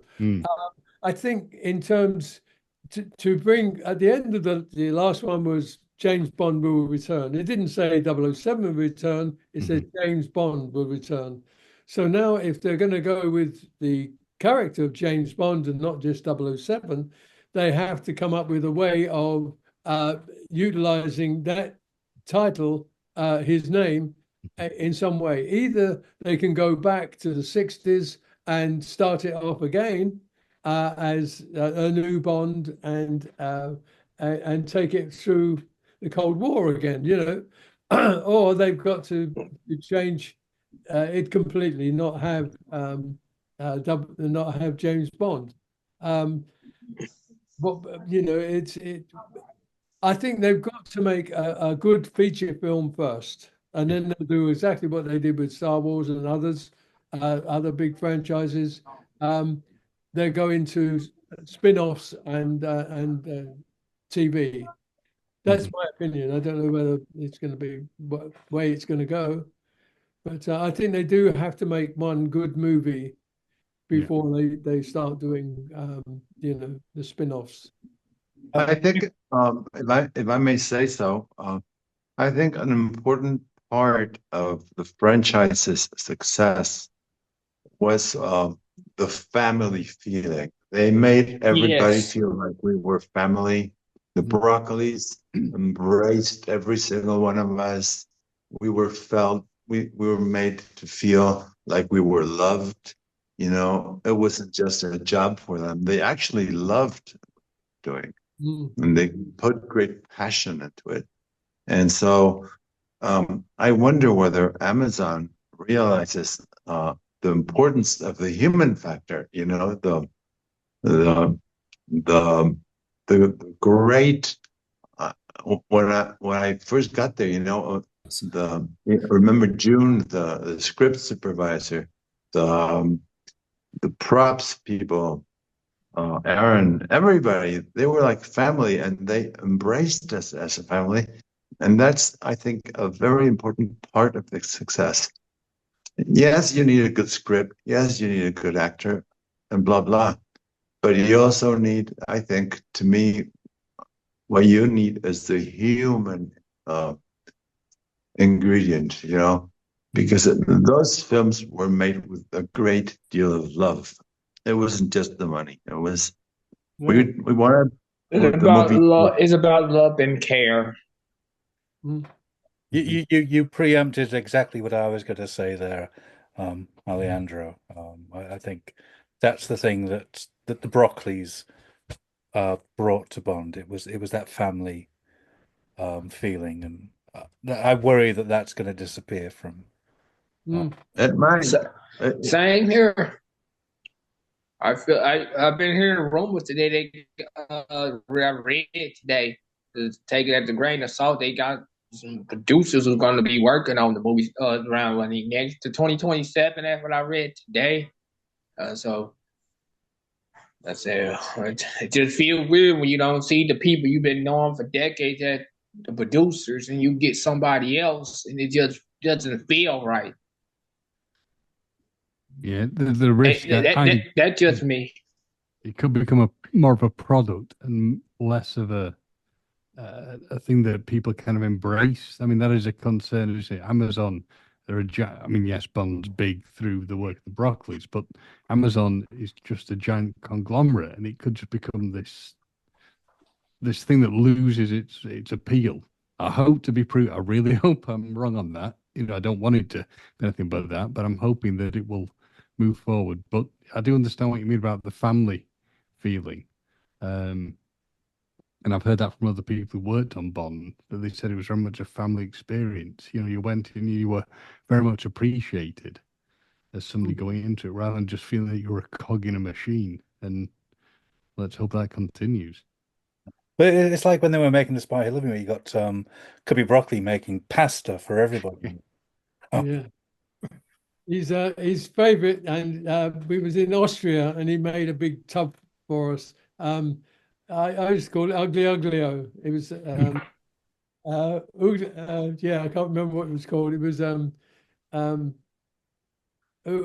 yeah, I can't think what it was called. I used to call it Ugly Uglio, but it was lovely. And you'd come in, you know, 3 feet of snow, and you'd come in, and there he'd be dishing out with in bowls and giving it to you. He was a lovely man, and yeah, it was a great loss to when he died. But yeah, it was for the crew. He looked after the crew.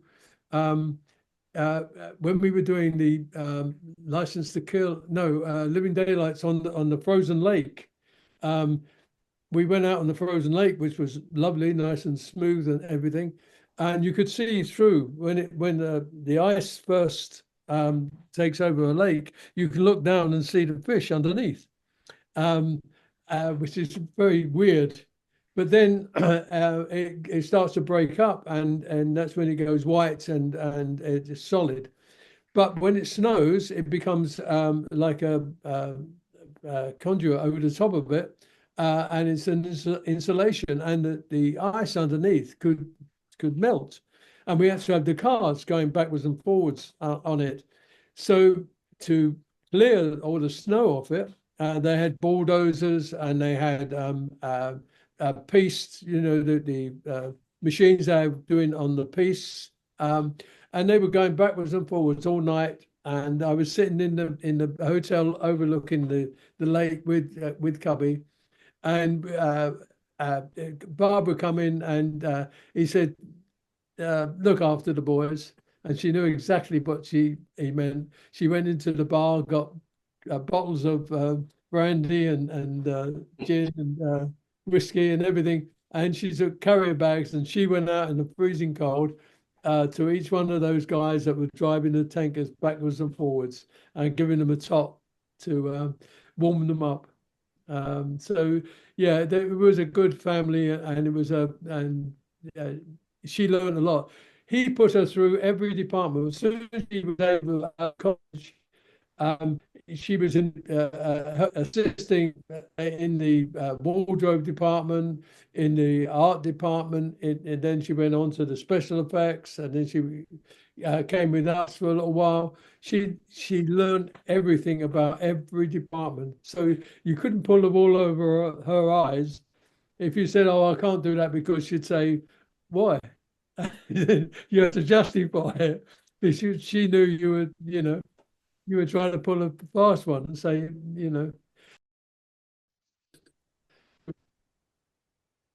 Thank you for answering that, guys, and thank you so much for doing this. I'm going to have to go now, I'm afraid. So Okay. it's been a really great experience. Thank you. Thank you, Phil, for doing it. Thank you very much for joining us, James.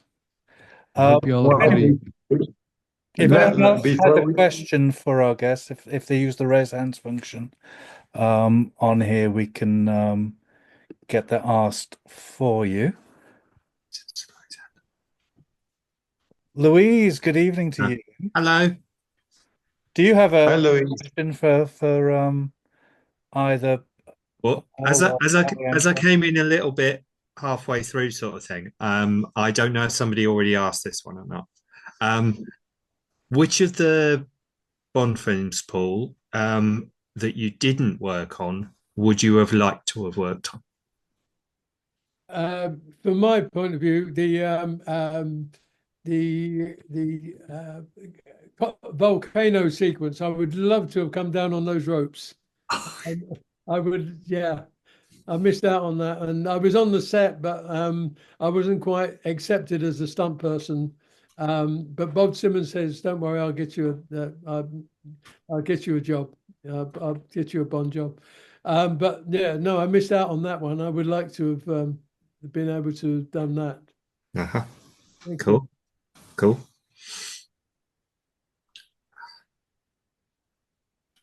And you didn't ask me that question, but I would have died to be in the Living Daylights. I would have just died to be working with Miriam Tabo. I would have really liked that.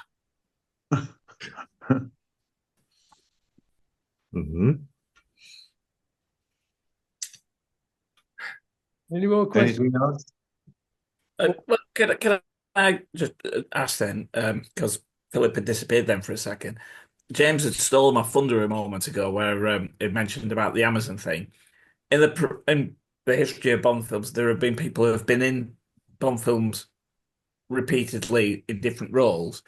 If Amazon were ever to approach you in any kind of way to appear in the next one, in any kind of capacity, would you be interested? And secondly, in License to Kill, which was your favorite location to film in and why? Alessandro? My favorite location was Key West. I loved working in Key West because then again, I'm Mexican, so everything that was shot in Mexico was sort of familiar to me. And Key West was new to me, and Benicio and I used to hang out a lot in Key West and go to the bars and pick up girls and stuff like that. So we had fun.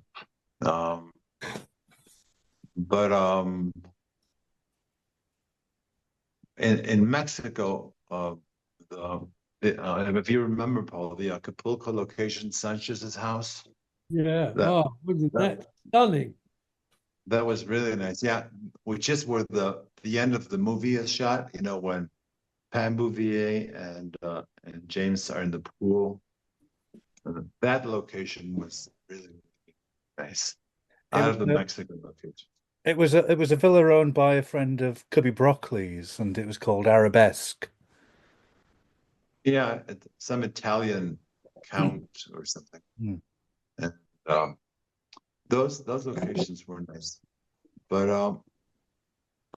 the only place where they could have shot License to Kill was Mexico. Really, anywhere else would have been outrageously expensive. Mm. But I loved that house. That was absolutely stunning. We had dinner there one night, and just it's probably the best location I've ever been on in terms of a house building. Vienna, some of the buildings in Vienna that we shot in on the Three Musketeers, and you look at the architecture, it's wonderful. But this place was unique, wasn't it, Alessandro? It was just stunning. Camels. There was concrete camels, and there was on the top deck there was a helicopter, marble floored helicopter pad, and there was the actual funicular railway actually worked, and they had a waterfall all the way around. Underneath, they had a nightclub in the caves. It was stunning, absolutely stunning. I'm glad you reminded me of that. Is probably one of the best locations that I've ever been in. And when Bond has to jump off the top off the balcony in the last scene into the swimming pool, I said to the production manager and the director, I said, it's only like 5 foot deep, and I'm going to have to put something on the bottom so that when Simon Crane jumps in, he's not going to damage his heel. They said, "Oh yeah, do what you like, do what you like." So we got this foam mattress, and for 2 days, two of us laid on the top of it, trying to sink it in the sun. Just has it gone down? No, it's not gone down yet. We're trying to push it down. But yeah, it was a lovely location, and we had great fun there. And obviously, you had a massive winking fish as well at the end. That was not part of the house, but it was put in there. It was very, very good. But apparently, it's now you can't go there. It's very dangerous, Acapulco. Oh, okay. Yeah. So, and I was I was doing a cruise once, and one of the waiters, I was doing a talk, and one of the waiters came up and said, when I was a kid, that they were building it. So he was there when they first built it, this old fella. But a wonderful location, and I'm glad you reminded me of it, and it was really good. I mean, there's locations we've done. Key West was perfect. We had some wonderful times there. I had a house with a pool, and it's just an ideal place.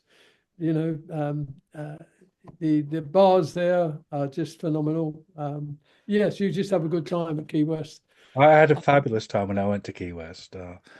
So But if you haven't been, please do go. It's a yeah, great. yeah. And we are so fortunate to go to these places. And one of the other best locations I've ever been was on top of a mountain in Alaska, sitting there at night watching the Aurora Borealis go overhead, the northern lights, listening to the wolverines, and the bears were just coming out of hibernation, just to sit up there and experience nature. But where else would you get that other than being paid to go there on a film? I believe you get a lot of bears in Key West as well. But which film was that, Paul? Sorry, that was Bear Island. Oh wow, right. But is that no, it's not a Patrick McGowan film, is it? I'm thinking of a different one now. Oh yeah, that was the Ice Zero. Ice Station Zebra. Yeah. Um, Thank you. Manna, you've got your hand up again for a question. Yeah. Are you? I just wanted to ask quickly.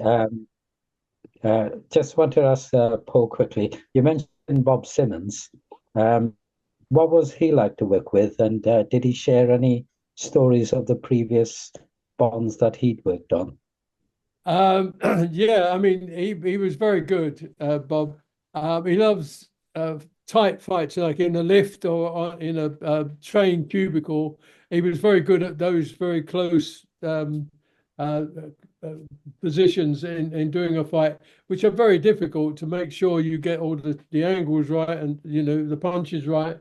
So yeah, he was very good. And as I say, I worked him first on the Saint, and he said he'd get me onto the Bond, which he did eventually.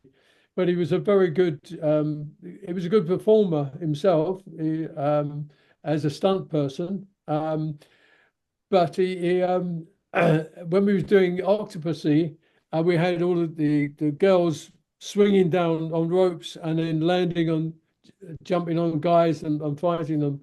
And I said, he said, put some boxes up and they can land in the boxes. I said, well, why don't we get some crash pads? Because every time they land in the boxes, they're going to break them. We'll have to redo them again. He said, they won't break my boxes. It was like hitting on the floor. But yeah, he was a good guy. He was tough. He was tough. He was a great guy, a good coordinator, and he's done some great fights for the Bonds. And yeah, he was our mentor in the early days. Well, and obviously the first person ever seen on screen as James Bond. Yes. Yeah. Oh, well, on the cinema screen anyway. But yeah. Does anyone have any more questions for our guests? If you do want to jump in now. Yes, please.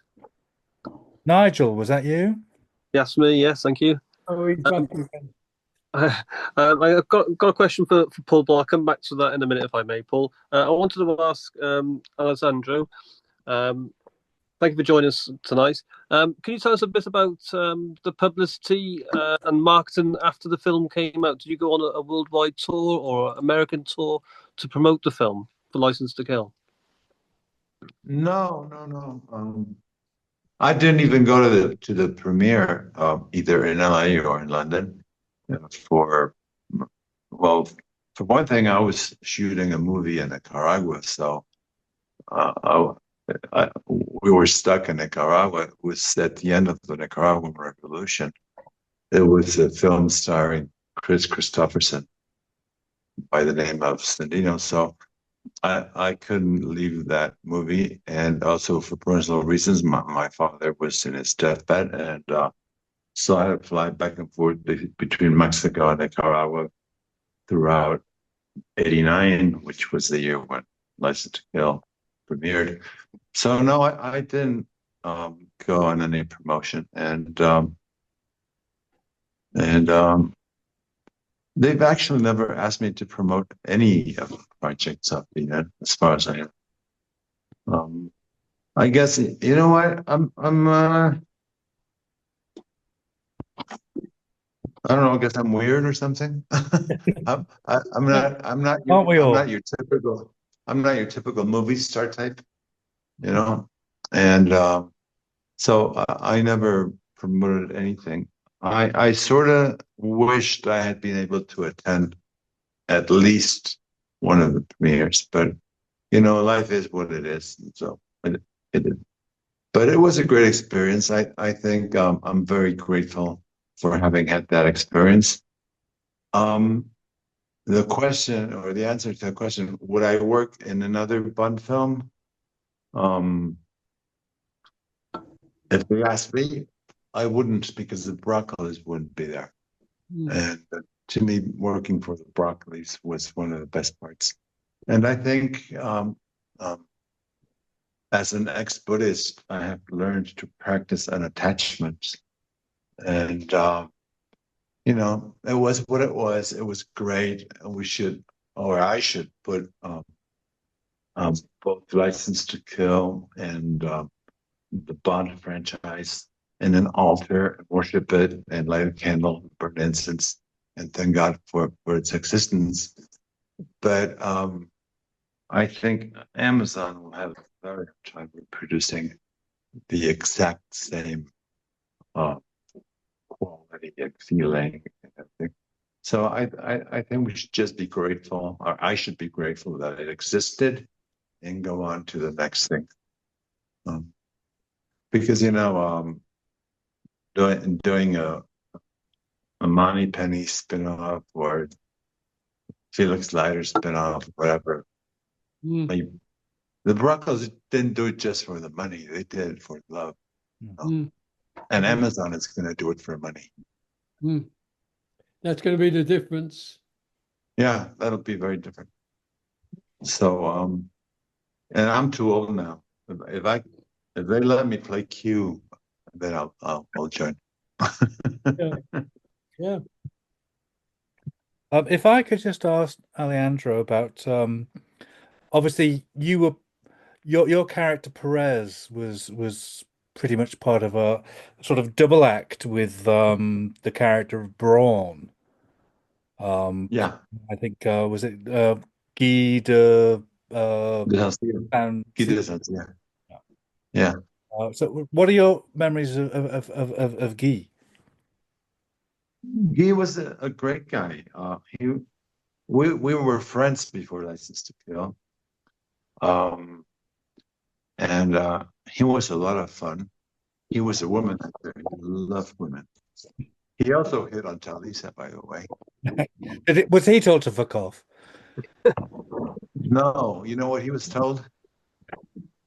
She told him, "You can't afford me." Yeah.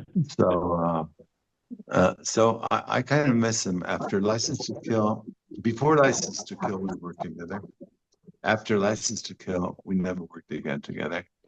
And once he told me he was going to become an acupuncturist or a health doctor or something like that, naturopath. And he stopped acting. And now I just read, there's a version that he's German. He didn't speak a word of German. He told me he was born in Cuba. Whether that's true or not, I don't know. But he certainly spoke very little English. If you recall, he doesn't have any lines in License to Kill. Well, I miss him. He was a very nice guy. Where he went, I don't know. But he's certainly not acting anymore. We've got a question now from Dave. Oh, Dave, there you are. Hi, Dave. Hello. I've made you very large on the screen there. But yes, what's your question, Dave? First of all, I think acupuncturists, you really can't trust them because they're just a bunch of backstabbers. Sorry, I've been holding it in all night. And Paul, obviously, that when you were telling us earlier about when you were holding all the pigeons for that stunt, that must have been quite a coup. Did you release some in coordination, or was it just winging it? Very good. You're there all week. I'm here all week. And when Roger dropped the egg on your head, that must have cracked everybody up. It did. One serious question. One more. Please don't. When you were doing the stunt, when you were set on fire, obviously part of the costume were you wearing a blazer? It was yes. A blazer. A blazer. I'll ask a proper question now that I've got all that off my chest. I've been holding it in all afternoon, all evening. I could go on, but I won't. A quick question for both of you. When you look back at any of your performances, and obviously, Paul, yours is a lot more vast. Is there anything you look back when you watch and say License to Kill or whatever film, and you look at your performance, and you think, there's a bit there I'm not quite happy with, and if I did do it again, I'd do it slightly differently? Alejandro? You want to answer first, Paul? Yeah, you look back on anything you do and you think, could I have done that any better? When it comes to a stunt and you get away with it, you don't necessarily want to go back and do it again. Yeah. You just want to make sure that you get it done, hopefully in the first take.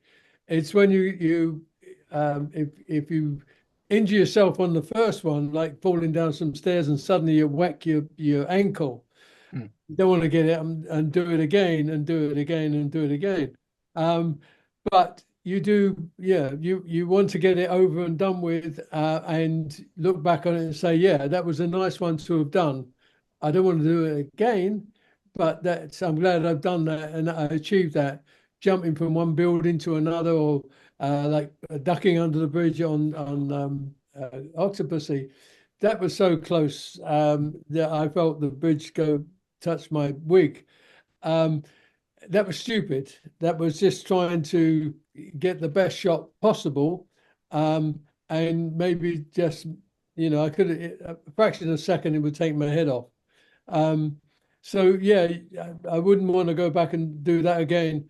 You can use long lenses and you can get away with murder in reality, but when one shot I had was a tanker coming down the runway at 70 miles an hour, and the commercial I was doing was for ITV, and it said, "We stay in there longer to give you the best shot." So I had to stand in front of this tanker, this Kenworthy, coming at me, and leave it as late as possible. And he was coming at me, and I knew I could leave now and get out of the way. I thought I can do this a bit closer, and he came again, and I left it a bit later. And the last one, I thought, yeah, I can do this. The driver said that I disappeared under his bonnet before I left, and that was stupid. I mean, but that was me as a stuntman. It's you and the pipe, you and the bridge, you and the truck. You have to try to conquer it somehow. You have to get the best shot possible and do it safely. And lucky enough, I've got away with it all my life. So yeah, and that's, you don't want to go back and do them, but you're glad you've done them successfully. Yeah. And acting is the same thing. You're on acting, you always want to go back and do it again. I'm sure Alessandro will tell you that. Were you happy with your delivery line? Here, hold on, you're dead. Yeah, I wanted to get it out of the way as quick as possible. So the crew going in front of me. So yeah, I was just glad to get it done. Alejandro, what about you? Is there a Well, I wouldn't do anything any different than I've done it before. With us actors, we don't know what the movie's gonna look like until it comes out. Like uh, uh, to this day, I still wonder why Arthur Wooster gave me such a big close-up when I was about to fire the thing. You know, I mean, the camera's pointing at me, but I don't know how close or how wide it is. And to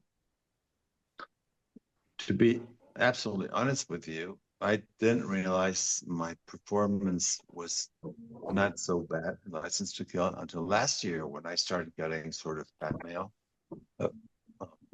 for the 35 years and telling me how much they loved the scene where I did this or where I did that. At the time, I didn't really think much of. I don't think I'm a bad actor. I don't think I'm a good actor. I'm a good actor. I just do my best every time I can. I never wanted to be a movie star, so I'm not frustrated that way. I'm very happy with my life the way it is. I have a great wife that I can afford, and I have two beautiful daughters. And I teach. I'm mostly an acting teacher, and again, not that I think it's any better than any other practice, but something that I practice is I never regret anything I do.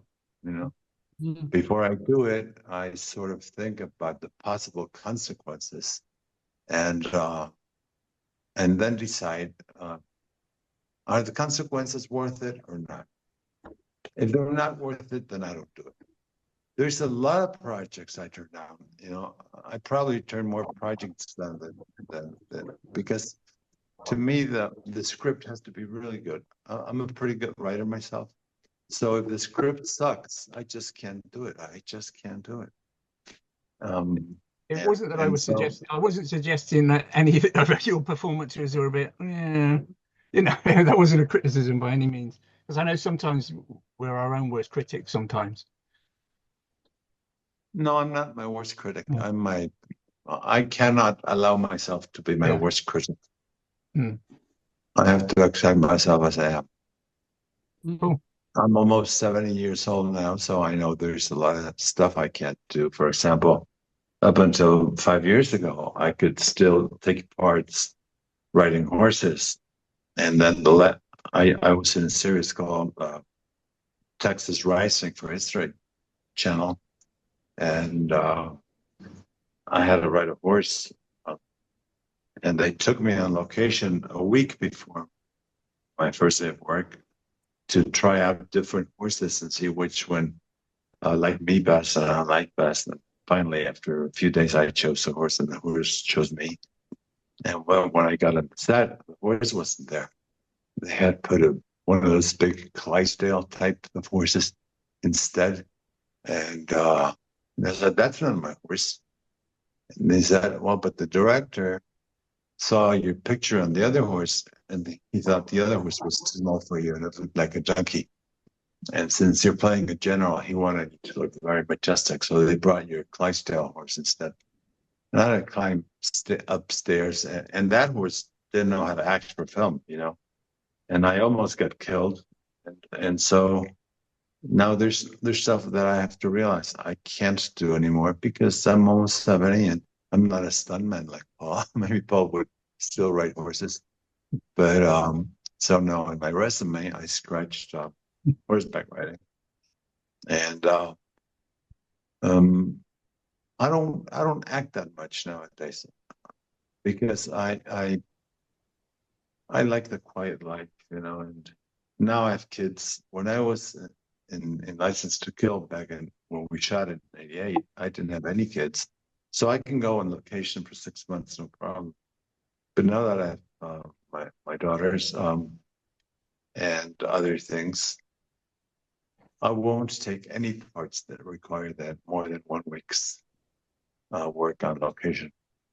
Even 1 week for me is hard to do because I have to hire people to feed my dogs or who's going to look after my daughter. So I don't regret anything. If anything, I wish I had more hair. So I could play other I parts. think we're all as at that point of life, aren't we? But Speak for yourself. You speak for yourself. it's a wig. It's a wig. He's got a tail as well. I'm going to give it to my son as a family heirloom. Indeed. Yeah. Anyway, we have another question, I think, from Rambert. Rambert, are you there? Hi, sorry guys, I had to log on my phone. It was actually AR Akshay. But thanks for having me, Maestro and Paul. I just wanted to know what were your memories of the sets that were filmed or made at the Chirubusco studios, and how it set in with the real locations. See, there were casinos, the Crest Lab, and the slide. I've never, ever seen such fantastic work. They were amazing, amazing. I mean, because some of the stuff that you see happen in Key West, the outdoors location, but the indoors, all the indoors were shot in Churubusco. Like Q's office was built in Churubusco. The inside of Hemingway's house was built in Churubusco. The outside was in Key West. The White Crest, the boat was filmed in Key West with a real boat, but the inside, the scene where Crest's head explodes, that was a set in Churubusco. And I maybe Paul agrees with me. I have never seen such wonderful sets in my life in any movie. The movie cost them, I think, around about what, $48 million or something like that. It looks like $1 million because everybody did a great job. I've never been in any movie where the sets are as well made with such attention to detail. And there's buildings that I know in Mexico City that actually exist that have been standing there for 4 centuries. And they were able to reproduce the exact same building inside the set. And I just couldn't believe it when I saw it. I was like, Jesus, how did they do that? Because they were all very good. There was not one single person in that project that wasn't a fucking genius. Yeah, they were. I mean, they're talented in every department down there. I mean, they've been making movies for a long time. The skill of the plasterers, of the painters, the set decorators, are the best in the, as good as anywhere in the world. And those interiors, sets, you would believe totally. I mean, you go you walk on the location through a door, and suddenly you're in Churubusco to a beautiful set that has been crafted, absolutely crafted. And some of those sets were, very delicately done. And a lot of craftsmanship going into it, which we had in Pinewoods for many years, and then in the 70s they went 4-wall, which meant they sacked all the talent, all the plasterers and the chippers, but Churubusco's, they were still there, and some great talents in terms of making a film set look real. And they were real. Really enjoyed them. It was a great studio to work in. Great stuff, Paul. Just a question for you. Were you involved with any of the scenes at that wave crest in the lab, throwing the guys into the maggots or the tanks? Yeah. So obviously, yeah, I was the stunt coordinator, so I had to do all those, and I had a couple of good American stunt guys playing the two security guides. Yeah, so we went all through that, and I had to throw him over my shoulder. I got a nice shot of me showing Timothy what to do, and a still of that. So yeah, that was a good setup there, and we enjoyed doing that, falling into the tank and the electric eel. But yeah, that was good. That was good, and the actual dropping down of what's his name, Lighter, dropping him into the sharks. Yeah, tank. Yeah, it was all good, and you know you had to be precise in how to deal with the actors and make sure they didn't get hurt dropping down, and having the right doubles for the right people at the right time. It's a whole job. It's not just walking on set and doing something. You're setting up two sets in advance. You know exactly who you're going to use in 2 months' time on what location, and you go to the location and you set it all up. It's like the water skiing. We had 3 or 4 guys doing that. So, and we were shooting. I don't know about Alexandra, but we were shooting 6 days a week, and then I was flying from Acapulco back to Key West to do the water sequence of the guy water skiing, and we had to. He had to catch up to the plane on barefoot water skiing. The plane couldn't pull him out of water. It wasn't strong enough to pull him out of water, let alone get him to ski behind it. So we tried having him on skis, getting the plane going as fast as it could, and then he drops the skis and goes barefoot water skiing. It still wasn't really fast enough. So a lot of the barefoot water skiing we shot from a speedboat. You have to go 47 miles an hour to be able to get up onto your feet, and just on the soles of your feet. And apparently it burns. I've never done it that fast. So apparently it gets quite warm because of friction on top of the water. So we were doing second unit. And so what I had to do was get the water skier to go out as far as he could and then try to catch the plane up, which we couldn't do.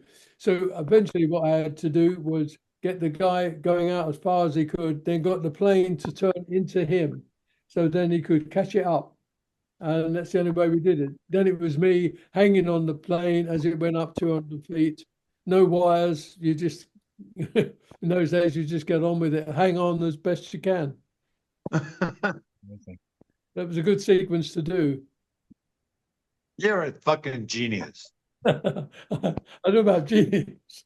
But it was something I felt I could do and enjoyed doing. So as long as you've got something to hold on to, it's, yeah.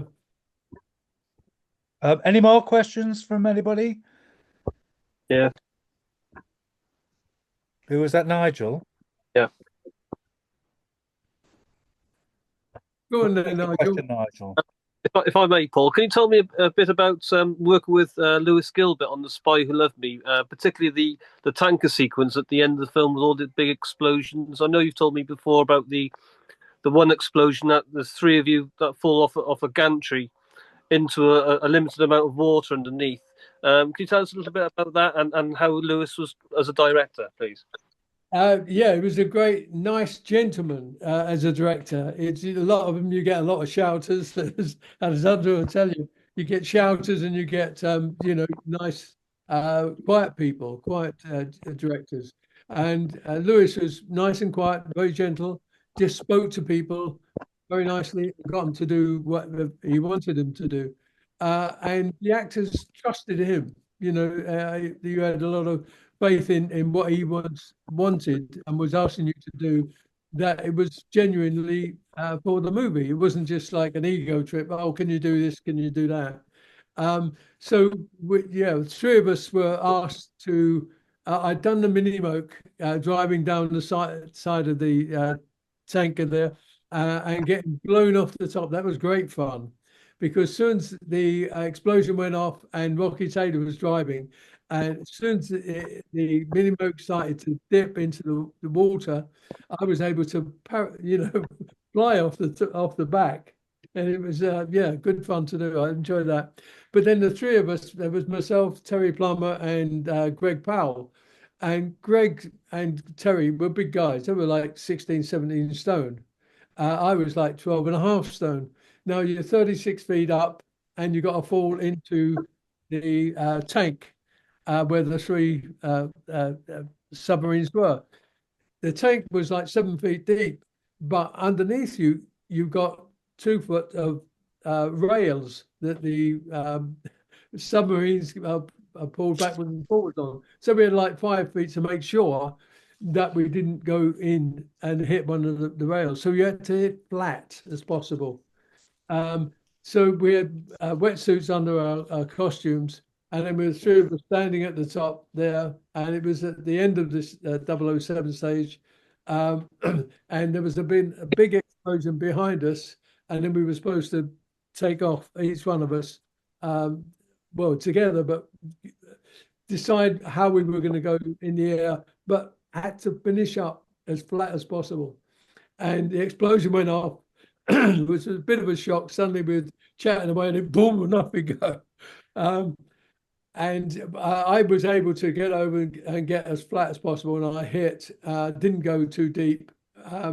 But then when we got we had the shot and we went back to the dressing room to change, and Greg and Terry Plummer, big guys, they were black and blue all the way down one side where they hit. They didn't hit the rail, but they hit flat, but they were black and blue. They were obviously big guys, but I was lucky enough I was okay. But it was a great sequence to be part of. We were using 12-foot trampolines with 2 of us coming off 16, 18 feet onto the trampolines and then flying off with explosions behind us. We were getting shot, blown up, and both as heroes and villains. So, and you get a hit in the face by Roger and with his foot, don't you, in the monorail sequence? Yeah, I'd worked with Roger for a long time. I think it was the first time we got back together again, and great fun. He kicked me straight in the face. He didn't need to. It was unnecessary, but he'd like to. If I could just ask both of you, is there a particular scene from your the scenes that you filmed that actually stands out, that was your favorite to actually to film? Alejandro, if we could ask you first. Is there a to me, humor is kind of important, and therefore, what about the Money Patron under it would be my favorite scene, because it's the one I find the most humorous, and the whole tanker truck experience was interesting.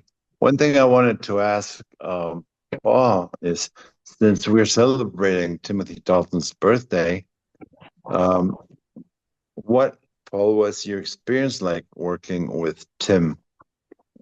Because License to Kill was, I think, very stressful, no? It could have been very difficult to work in.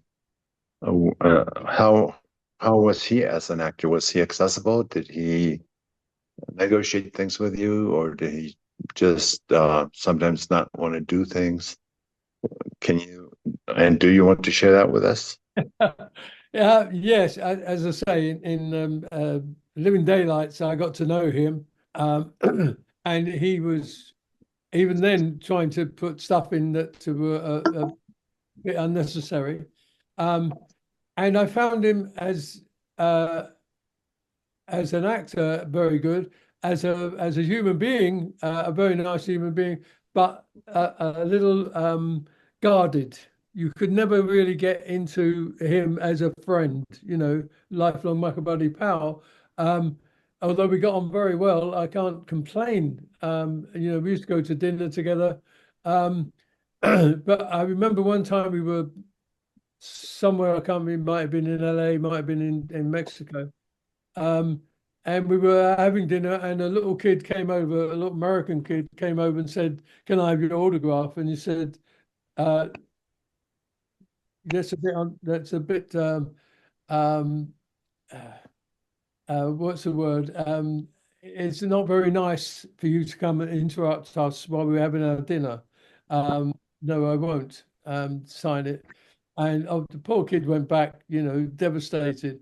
But we finished the dinner and he went over to the table. He said, "No, I'm finished. What would you like me to do?" And he signed his autograph. But there was just a side to him that was not accessible somehow.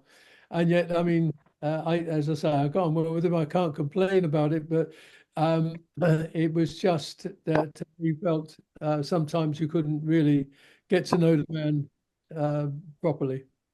But yeah, a lovely guy. I mean, I can't complain. And License to Kill, he's always under pressure in terms of finding on Gibraltar. It was difficult because of his views about the British monarchy or of England or whatever his views he had. He was always under pressure to play the James Bond, the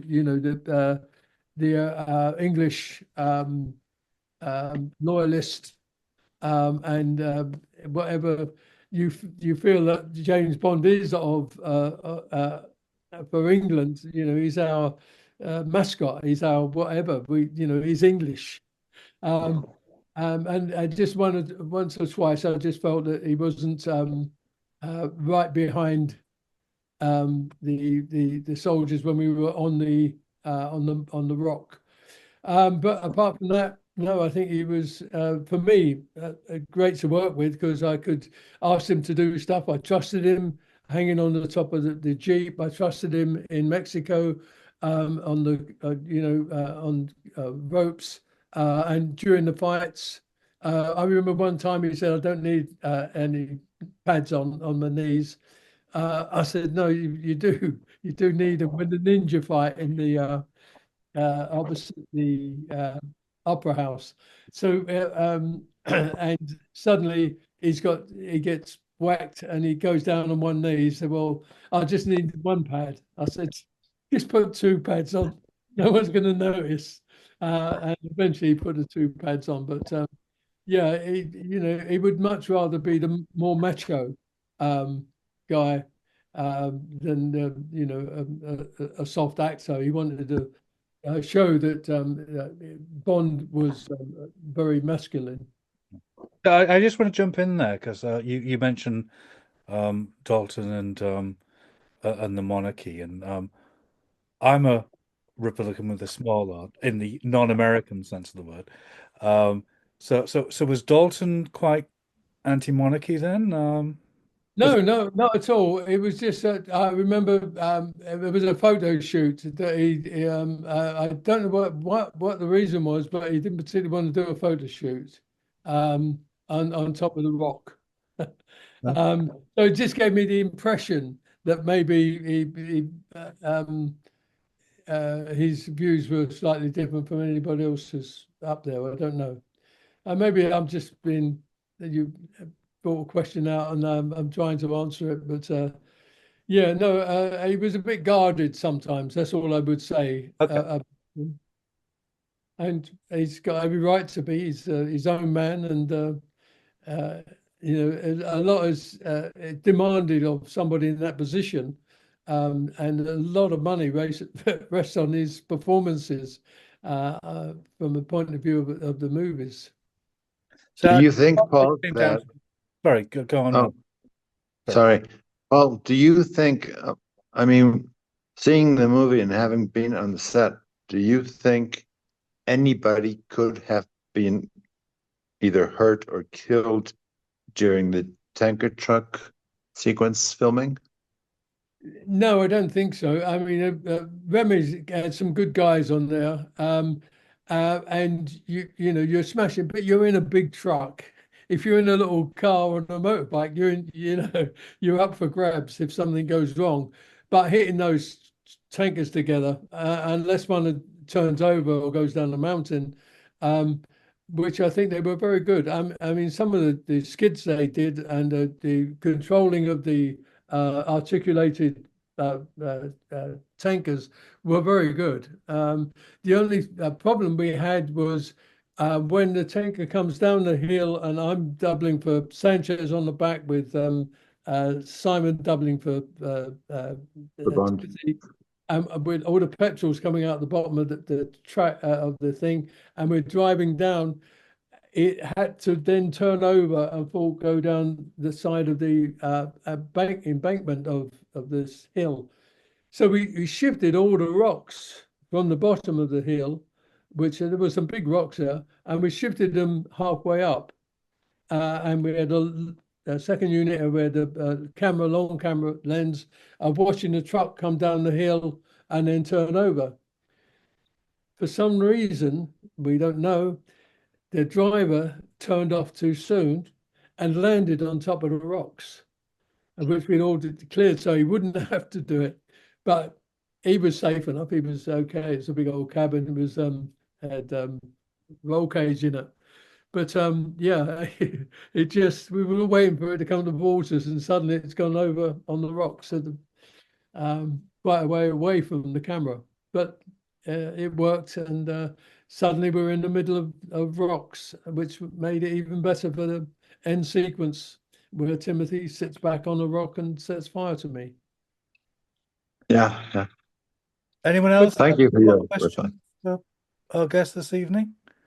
Yep, can I ask a question to Alejandro? Yes. I can't remember whether anyone or I asked this question last time you were on, and again, both you and Paul, thank you very much for this evening. It's been like amazing.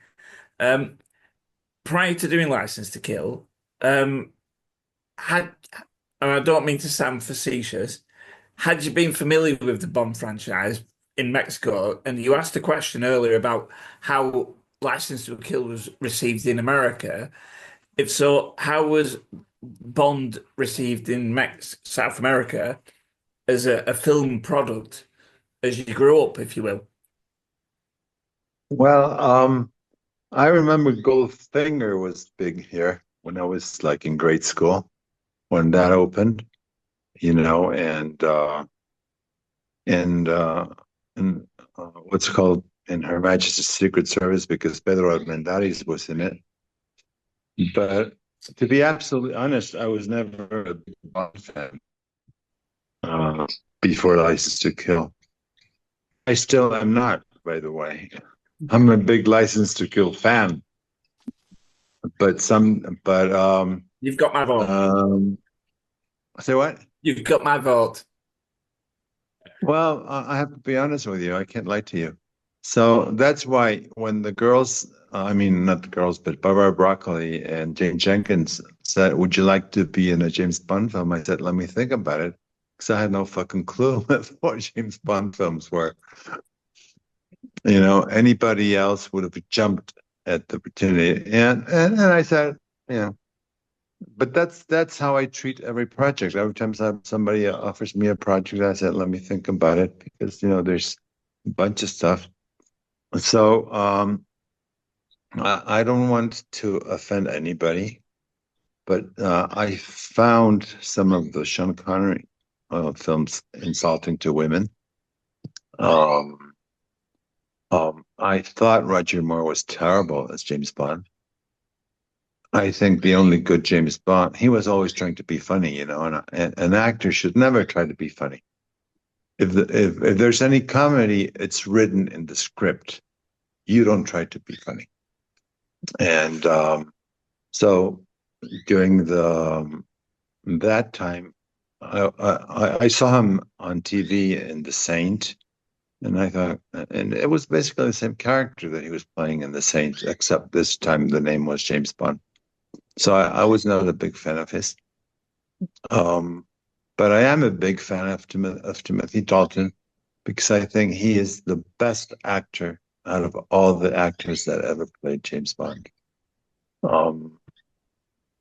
As I agree with Arthur, as a human being, it was hard befriending him. You know, he didn't open up very easily. I tried it maybe once or twice and realized that no, we're not going to be friends. We're going to be colleagues. Okay, that's fine. Whereas with Robert Davi, you could be friends. With Benicio, you could be friends. So part of that is that like Timothy is actually just quite a shy person. Well, we're all shy. Believe it or not, I'm very shy. Could it possibly be that that's just him in taking on the role? Because Bond isn't he doesn't have a lot. I think so. Anyway, you know what I mean? I think so, yeah. But there was an incident that I've narrated before, but I'm going to repeat it now. You know, it's similar to what happened with a little kid asking the autograph. And if anybody has already heard this story, please bear with me. There was a big dinner at one of the most expensive restaurants in Mexico City. Fancy restaurant, extremely expensive restaurant. And the government of Mexico was sort of honoring Timothy Dalton and the production and thanking them for shooting in Mexico. The restaurant's called Hacienda de los Morales. It's still around. If you ever come to Mexico and you want to spend a lot of money, go there. So he was, I had just arrived and he was, and I know about the restaurant, so I was all dressed up. And he arrives and he's just wearing a shirt with no tie and no jacket. So they don't let him in. They say, "Sorry, sir, you're not allowed to come inside without a tie and a coat." And he goes like, he was really freaked out by that. And I told the restaurant guy, but you know, the only reason we're all here, the reason you have a job is because of him. You have to let him in with or without a tie. And the guy said, "No, the rules are the rules." Yeah, you just turned down James Bond. And I told him, he's James Bond. We're here for the fucking James Bond movie. He's James. He is James Bond. Well, if James Bond is not wearing a tie, he's not coming into the restaurant. Did anyone lend him a tie to get in then? Since apparently the restaurant has gone through this, they rent ties and coats. So they said, "Oh, if he wants to rent a tie and a coat, he can come in. Otherwise, he can't come in." So I didn't tell Timothy all this. I didn't translate it because I didn't want him to get insulted. So I paid like $10 to rent the coat and the tie. And I told him, "Sorry, man, you got to put this in, otherwise you can't go in." And as that was happening, 3 women saw him, ladies in their 40s or so, you know, very rich ladies. They were obviously well off because of the jewelry and everything. And they came to him and they said, "Oh, can we have a picture taken with you?" And he said, "No." And he just walked off.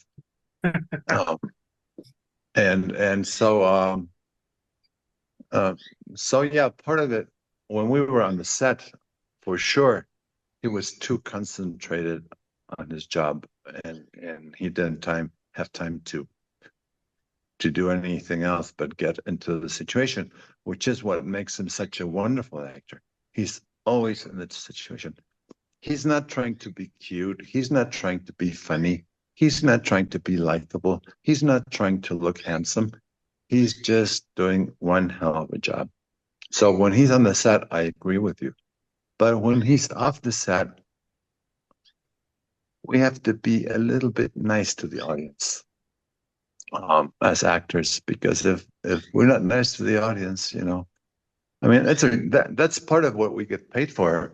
I've had contracts that I've signed that say, you realize that as long as you're under contract, you're an ambassador of this project, and you know, don't be an asshole to people if they ask for an autograph. Yeah. And I think sometimes Tim, I don't want to use that same word again, but he was a little unfriendly to the audience or to people that approached him off the set. And as actors, you know, it doesn't hurt to be nice to ladies who want to take a picture with you or whatever. On the set, it was clear to me that when he was working, I did not even approach him because, you know, I had to respect him. And he was obviously very concentrated. And maybe that's what makes him such a great James Bond. Maybe that's what makes him closer to the Ian Fleming James Bond, that he's got this temperament, which is different from Roger Moore's. Well, indeed, there's a line in Ian Fleming's Casino Royale that when Bond is on a job, he's hell to work for. So that kind of fits. That's Timothy. Paul, who was the easiest Bond actor to work with? Easiest? Yeah. Obviously Roger. Yeah, just good fun, and he didn't want he had nothing to prove. So when we bought the train on Octopussy, we bought a carriage all the way, two carriages all the way back from Peterborough, and put them in the stage. And Roger was sitting there in his used to have a little deck chair. I was sitting in the chair, and I'm doubling him. I'm in the costume just in case. So the director says, John Glenn says, Roger, all you got to do is climb up the side here and get on top. We're in the stage, and the wind's blowing and a bit of smoke going past. All he's got to do is climb up and get on top. He said, do you want me to climb up there? So the director, John said, Paul, just show him. So I climbed up on the top and disappeared over the top and back down. And Roger said to John, do you want me to look back down and as I'm going up? He said, no, just climb straight up. He said, well, Paul can do that. And we're in the stage. And we brought it all the way back so that he can climb up on it. And unless he looks back down, there's no point. You know, it's me. So he had nothing to prove. I put him underneath the train. We had a rolling road underneath him, so it looked like the sleepers were going past him. I put him on a board, a little cable on him, and he was fine. But there's no side to him that says, you know, I want to prove this. I want to do this stunt. This he's great at throwing a punch. He doesn't falling over. There's no point, you know, if I can do that, or you know, he's stunt doubles.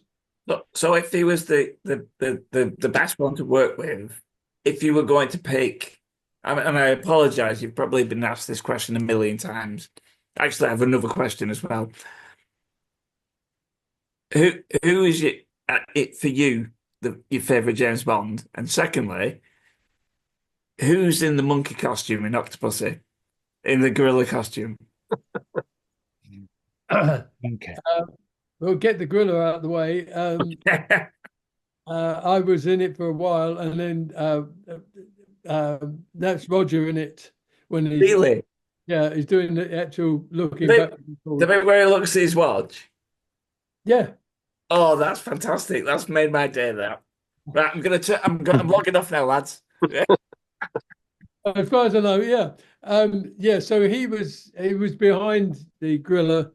You saw him and the head thing and then he was behind the gorilla when he goes up and tries to disappear out the top, which I also did as well. And then it's me on top ducking under the bridge. Brilliant. Yeah, he was just fun to work with. So he was probably the easiest to work with. Pierce Brosnan, I've doubled and I've directed on Second Unit. I've directed him on Death Train, yes. Which went out as Detonator or something, and jumping from a helicopter onto the top of a moving train, and all that. And Pierce, I love working with Pierce because he's such a nice guy. I've known him since before he did Remington Steel. So yeah, I've known him all those years, and then to work with him, I would have liked to work with him on the Bonds, but it was a different time, different people, Yeah. and everything had moved on. But working with him on Death Train, I should imagine he was lovely to work with anyway. So we did some good stuff on that, and he was very active, a good performer in terms of stunts. Could throw a good punch and take one. So yeah, he was great, but I never worked with him as a Bond. We did a spoof a Bond thing where he's walking alongside a train, and we did for Coca-Cola, big Coca-Cola commercial that went out on the 1988 Rose Bowl. So it was a big commercial, and that was he'd just been told he can't do the Bond.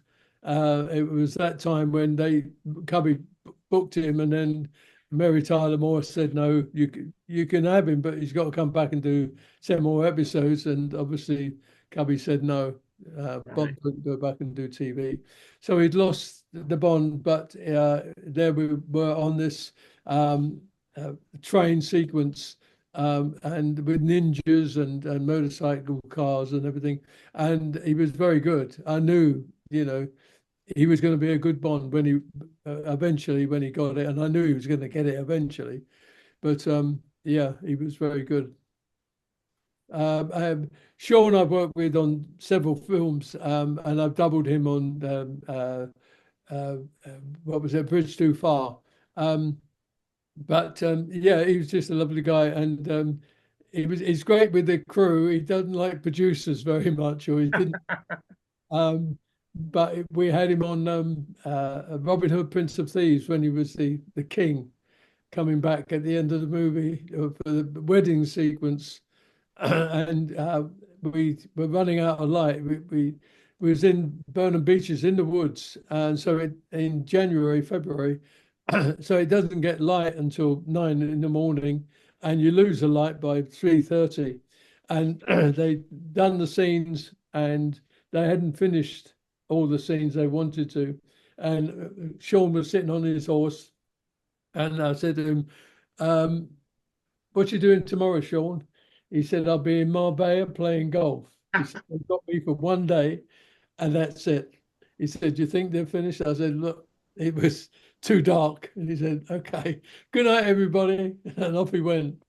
But he got $125,000 for that day, and he gave it to the Boys Club of Glasgow. Wow. So it was a nice gesture from him, but he wasn't going to do another day. Yeah, it was his own boss, wasn't he? Mm. So yeah, I mean, Timothy was great to work with because, as I say, all the things we've said about him, he was a good actor. He was good for me, action-wise. I could trust him. And I never worked with George Lazenby, so I've done a few signings with him, and he seems a lovely guy. And he tells you straight that he mucked up doing the Bond for his attitude, and he said I was a young kid. I was like I had the world at my feet, and nothing could stop me. I was going to be this, and I was going to be great. And he blew it, and he knows he blew it, and he would tell you. So yeah, the Bonds. I mean, I love the books anyway. And I was fortunate enough to stay at the Golden Eye for a couple of weeks. Oh wow! I was doing a film in for Island Records for Chris Blackwell, and I was directing second unit, and I said I've got to get off to LA to see a friend of mine. So he said, "Well, if you do another day, I'll give you a car, and you can go over and stay at the Golden Eye as long as you like." So what could I do? I said, "Yeah, absolutely." I was shot the next day, and then. yeah, I was over there. I was over there for 2 weeks, and it was beautiful. It's got its own cove. I had the same cook, a lovely old lady, who'd been there when obviously Fleming, and she said she used to tell me stories about. Said that Errol Flynn, naughty boy, what a naughty boy Errol Flynn was. And yeah, David Niven used to go there, and everyone used to go there. And who was it? Lived just down the road. Noel Coward. Noel Coward. That Firefly. Yeah. So yeah, I had a wonderful time there, and now it costs you. I was sleeping in the room where he'd written. There was a little desk there where he'd written the Bonds. So that was my bedroom. And Wow. so I sat there, and so I sat in the chair, and I thought I'd get some inspiration, but I never did. never got anything. Famously, Anthony Eden stayed there just after the Suez Crisis Oh, did he? to get some to escape from the British press after the Suez Crisis. It was the place. It was now it costs £15,000 a night to stay. Wow. Was now a big result. Was that as a stunt man or a stunt coordinator?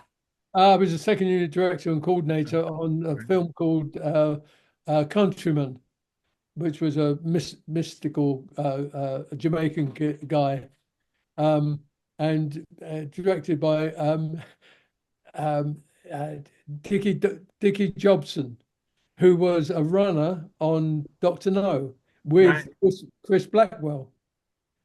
Chris Blackwell of the Blackwell family, the Cross and Blackwell. Cross and Blackwell, yes. He started Island Records, and he used to get all the guys in Jamaica making records. Then he came to England and started selling them, and that's how he got the country. And his mother Blanche was the inspiration for both Honey Rider and Pussy Galore. Yeah. She had an affair with Ian Fleming. Yeah. Married to Joanne. Alejandro, have you read many of the actual original Fleming books of Bond? I have read none of them. Does that make me a bad person? No, it doesn't make you bad. not at all. But no, I think you would love the Fleming books if you. The kind of books that I read would bore you to death. I read the Bhagavad Gita. I read meditation books. That's all kind of stuff I read. But I promise that I will read them. Okay. The thing is, in Mexico, we cannot get the originals in English. We can only get translations, and usually the translations are not so good. Send me your address, and I will send you the whole collection. So. Oh, you shall. That's wonderful. Thank you. And then I promise to read all of them. So I guess that puts me sort of in a tight spot. Well, no, it's just obviously obviously you love Timothy Dalton's interpretation of Bond, and I think I think he's one of the best actors I've ever met. Reading Fleming novels, I think it will just make you appreciate Timothy Dalton even more. I've worked with with Chris Christopherson, with Raul Julia. Let's see who else. Harrison Ford. You told us about Harrison Ford last time. And I think the best actor I've ever worked with has been Timothy Dalton. So for one, if nothing else, he never showed up drunk to work, Unlike Harrison Ford. Does anybody else have any questions? Aaron, you've been sat there quite quietly this week. Yeah, come on, Aaron. Come on, Aaron. You must have something you want to ask Alejandro and Paul. Aaron, you're on mute. Who, me? You're on mute. Who's on mute? Aaron. Aaron Coote, there you are. Yeah. No, I'm too shy. So are we. So come on. No, no. I think anything I would have asked has been asked already. I think we've covered a lot, haven't we, Alejandro? I mean, We've obviously covered a few hours now, so thank you very much to both of you for coming on and Oh, it's been a spending pleasure. so And much thank time, you. being so generous with your time. So thank you very much. Thank you very much to Timothy. Otherwise, we wouldn't be here. Yeah, yeah. Happy Well, birthday. indeed. Let's have another drink to Timothy. I'm all for There you go. There's some whiskey left in there. Too late. It's gone. What was that you were drinking, Paul? It was Pinot Grigio. All right, very good. Paul, can I ask a question? And I was talking about other stunt films and stuff. Have you seen the film The Fall Guy?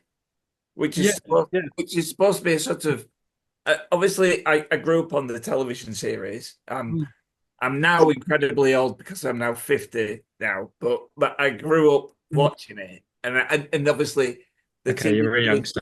stuff to do with Bond and all that kind of stuff.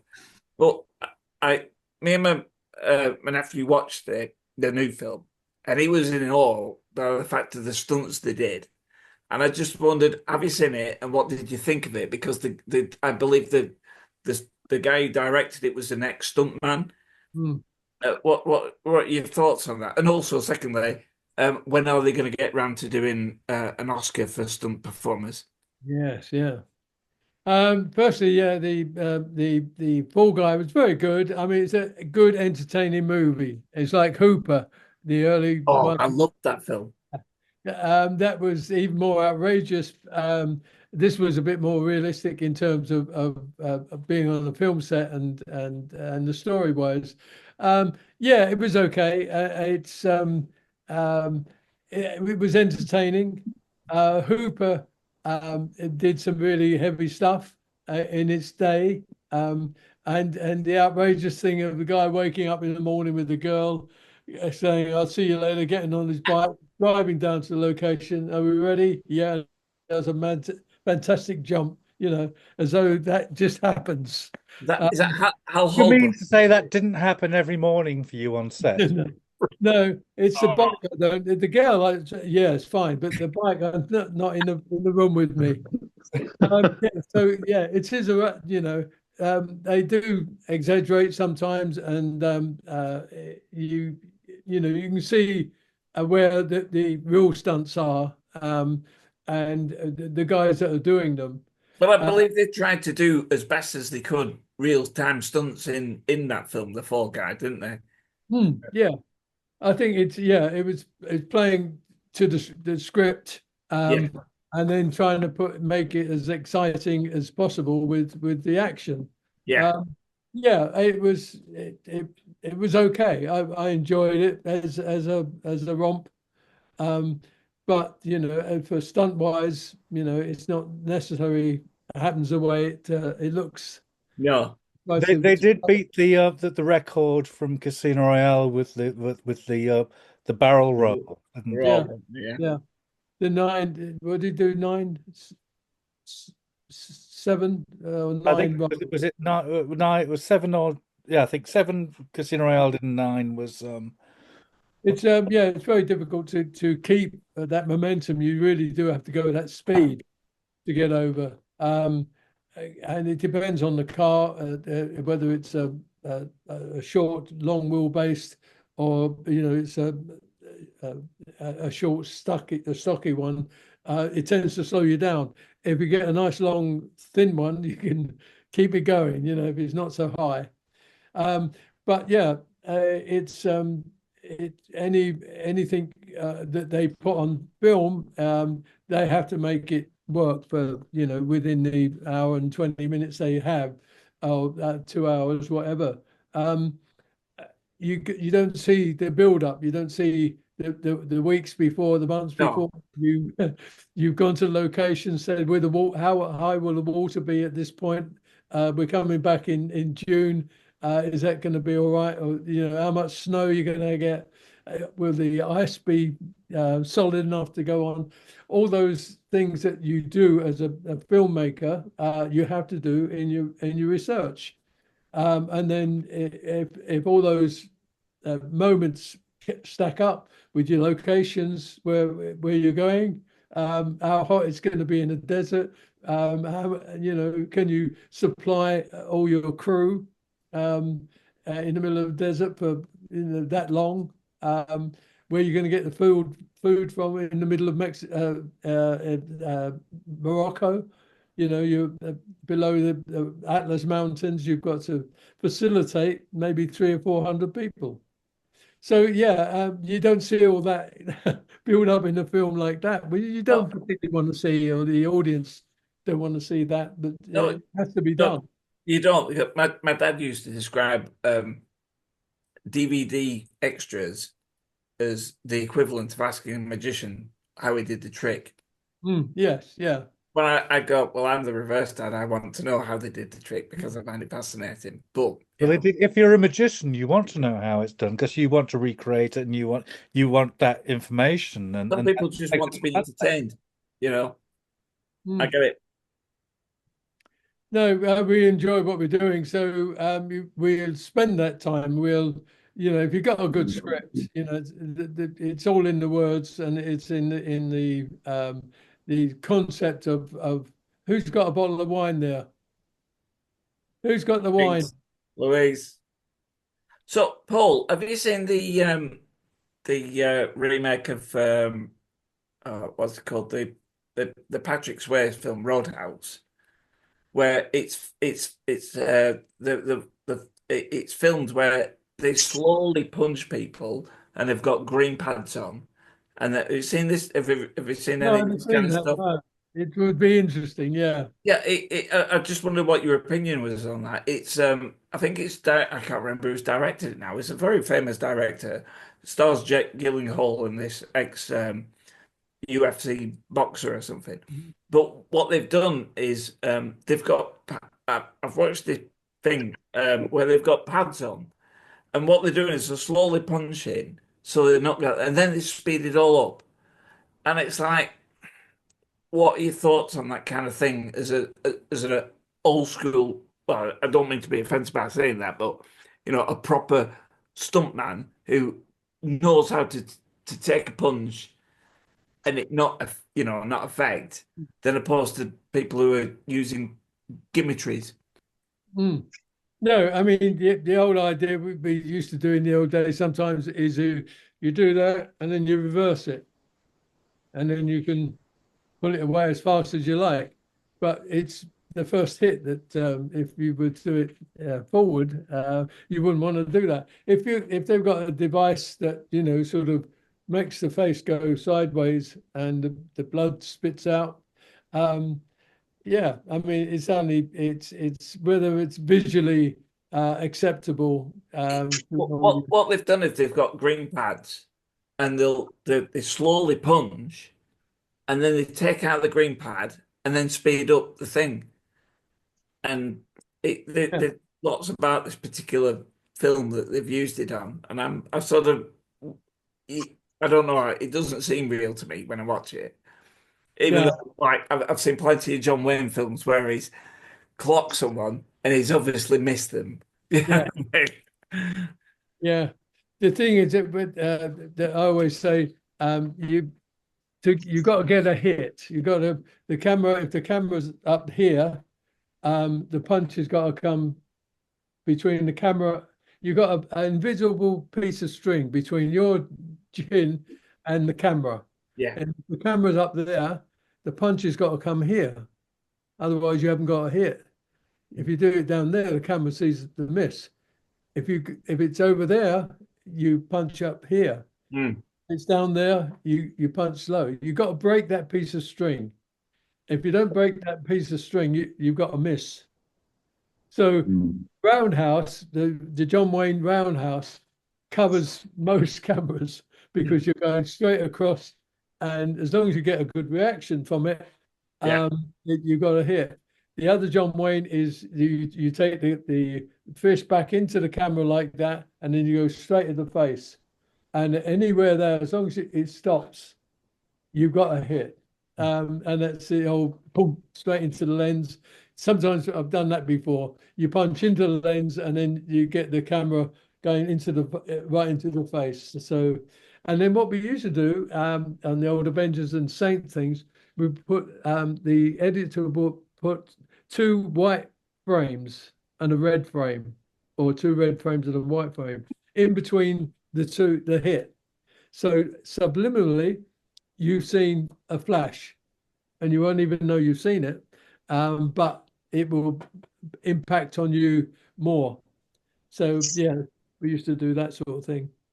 It's interesting, Chris, that you mentioned Patrick Swayze's in Roadhouse, because it's been remade. You know what I mean? but when like Lyman, yeah, but the original version, when it came out on video, it came out the same time as License to Kill. Yeah, again, And yeah. there was a whole publicity campaign about Dalton, Swayze, 2 of the best. Now, ironically, Patrick Swayze's character in that film is called Dalton. Really? Yeah.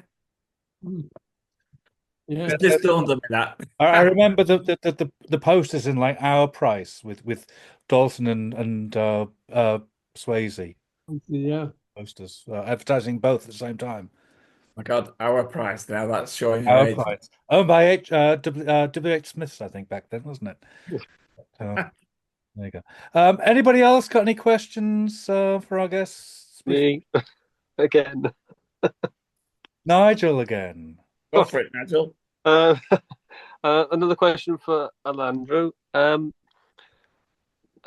scene where the dust gets dropped on your heads at the end of the film, was that one take when the plane flies over and drops all that dust, or was it several takes? You had to keep repeating yourself and what have you? No, it was one take. I'm very proud to say most of the work we did was one take, because we didn't want to be there all day. It was so hot, If we have to do 2 takes, we have to be there longer, and it was really, really hot. So no, it was. I think everything was one take. I can't recall anything being more than 2 takes or more than 1 take. Of course, I wasn't there when they shot James Bond doing the wheelie, or I was there when I fired the missile, and that was 1 take. But I wasn't there when Remy, the French stunt driver, drove towards Paris. So I don't know how many takes they did of that, but I think they also did only 1. I think everybody was very professional. And almost every project I do is 1 take, 1 take, 1 take, 1 take, because I do a lot of homework. You see, most of the work an actor does is at home. It's not on the set. The set is sort of like the icing on the cake. But we have to work at home or in a hotel room or the trailer motorhome, and really study what we're going to do. And another thing is, the second unit director, Arthur Worcester, was very precise, and he was very nice, and he made us. We didn't get nervous, so it was all 1 take. Unless Arthur has a different experience, but also as a stuntman, you don't want to do 2 takes hanging from an airplane. Yeah, no, we were lucky. I think we did, most things in 1 or 2 takes. John Glenn is not one for doing more than a couple of takes. If he has to, he gets a bit grumpy. He much prefers to move on all the time. He wants to move on. Let's move on. So if he thinks it's acceptable, it's in the can, and you move on. But the sequence of the tankers, I mean, Remy and his team spent months trying to get articulated truck on 2 wheels. Now, 2-wheel driving is in a truck and say a normal truck, sort of force high size, not a tanker, just an ordinary truck, is easier than doing it on a car. When you're doing two-wheel driving on a car, again, it's the height of the car and the length of the car. We used to do two-wheel driving, but we were given Capris, English Capri, which is quite low and long wheelbase. So when you have to get that onto its side, you're going along and then you get it onto its side.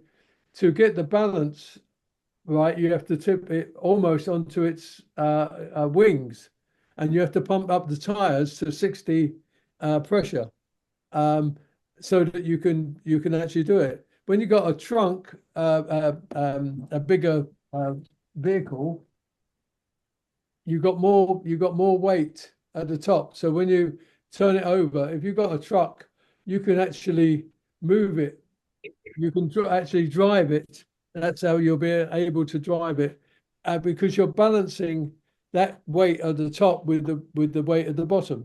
So you're on two wheels, but you have to pump your tires up so they don't just collapse. And in those days, we had to have injector carburetors, because in the old days there used to be floats. So the float would hit one side and stop, and so the petrol wouldn't go through and the car would stop. So we had to be injected fuel. So all these things, come into it when you're going to have to do something like put a tanker, which is articulated on two wheels. So he spent months doing that and getting it right in France before he came to Mexico.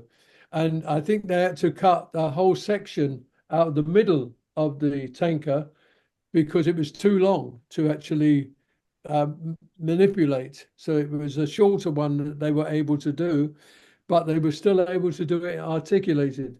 I probably would have, but instead of spending months doing it with articulated, I would probably had a slightly less articulation on the truck, on the cab to the actual tanker, and made it more solid, and you'd have got up and got down much quicker.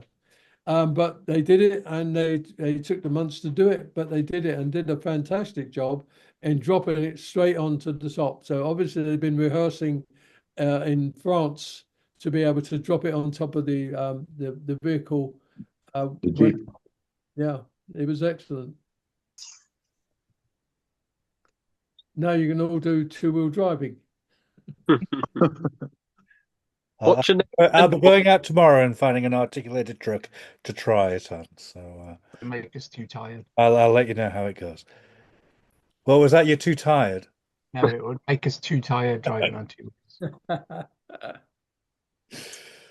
Your jokes don't get any better, do they? Dave? Nope.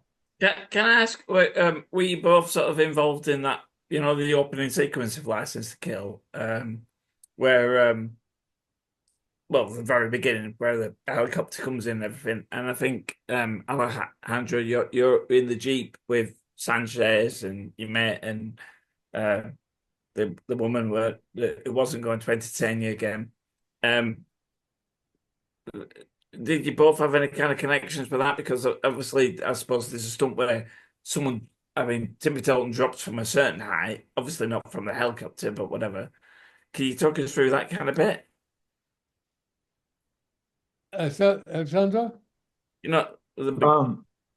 Well, there's a lot of scene, although you see, once it's edited, it looks like we were all there all the time.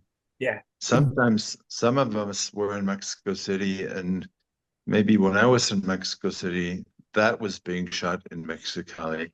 Right. And when I was firing the missile launcher, maybe Timothy was in Mexico City.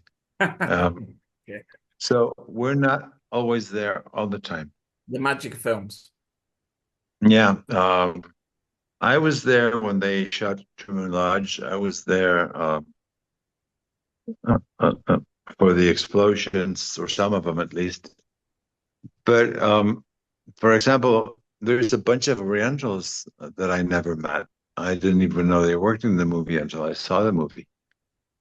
Not the ones that are in the lab when Sanchez is demonstrating how the cocaine is dissolved in gasoline, but like the ninjas dressed in black, all those guys.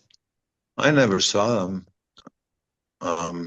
So that scene at Because the beginning, where was that filmed? Where they're fleeing and at the beginning where Sanchez has turned up at Lupe's lover. that was Mexico City. Well, that was Mexico, was it? Right. The outside was Key West. The inside was Churubusco Studios. Right. So the outside scenes, were you involved in that outside stuff? The outside was Sugarloaf Key. Yeah, on the way to Key West. It was a getaway, wasn't it? Trying to get away with Lupe. Yeah. So were you involved in Alejandro? I was there, yeah. Yeah. So because that's quite a very it's some might say small, but it's quite a bit of an action-packed little bit at the beginning of a film. Yeah, there's a shoot. Well, my very first day of work was in Mexico City when Sanchez says, "Give her his heart." That was the very, very first scene that we shot. And then in Key West, my first scene was when I garrote a guy, I sneak behind him and put a garrote behind, and we get on the Jeep and start firing the machine guns at Alejandro, can I just stop you there? About 3 hours ago, you said he's actually a nice guy. You've just told me that we just garroted someone. No, but the guy I garroted was an extra. Well, should we watch a bit of this scene and so we can remind ourselves what we're talking about? If you have it. Yeah, well, he's a nice guy, but he's also getting handsomely paid. And, it's nothing personal. They just tell me to kill him and I kill him. That's how drug dealers think. Don't take it personal. I love the beginning of that film. It's brilliant. I just have to shoot you. Don't take it personal. I doubled Sanchez jumping off the Jeep when he really? Yeah. To dive off into the bushes and get away. Yeah. I'm not being silly, but you've obviously done that for years, but when you were doing that at the very beginning, when you started deciding to be a stuntman, were there like classes for that? Where they literally went, right, this is how you're going to do this. You jump out of the car and roll, and then you lay the flat on your back for about half an hour and go, no, that's not how you do it. Let's do it again. No, it's not the way I do it. Thank God. If you get it right first time, you're lucky, and then get it in the can. In Mexico, they do have at least 2 schools for stuntmen. Yeah. Do you remember a guy by the name of Gerardo Moreno? Yeah. Who was? Yeah. He has a school for stuntmen here. Yeah, it was a good guy. The funny story, do you remember Branscombe, Richmond? Branscombe, it was in the Barrel bar where we fight. He was one of the villains. Branscombe. He looked a very. I'm sorry. I don't think I recall him. Sorry. No. I don't know if you remember, guys. He's one of the villains in the bar, the Barrel. What was it called? The Barrelhead Bar. The Barrelhead Bar. And he was.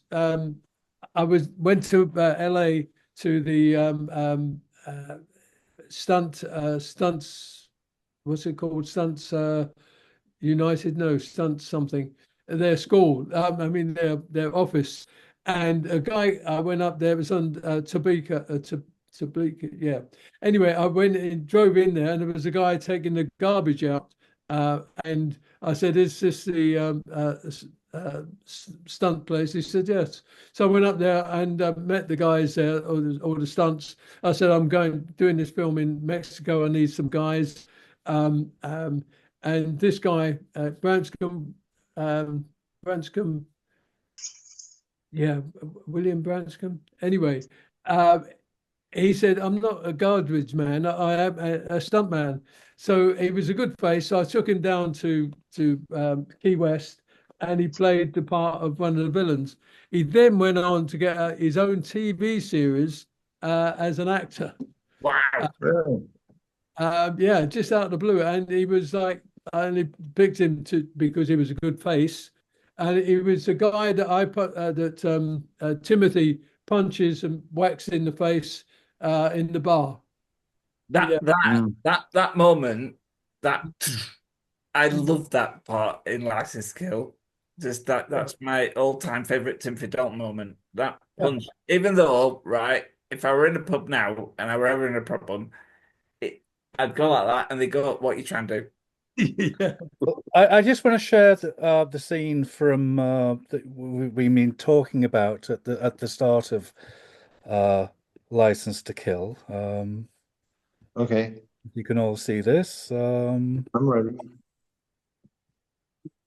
You all seeing this? James, just in case. No, none of us are seeing anything. No, okay, right. Bear with No, we're not. Right, bear with me. I'll go back. Bum, bum, bum. There was a screen there for a second. Have a look. Share.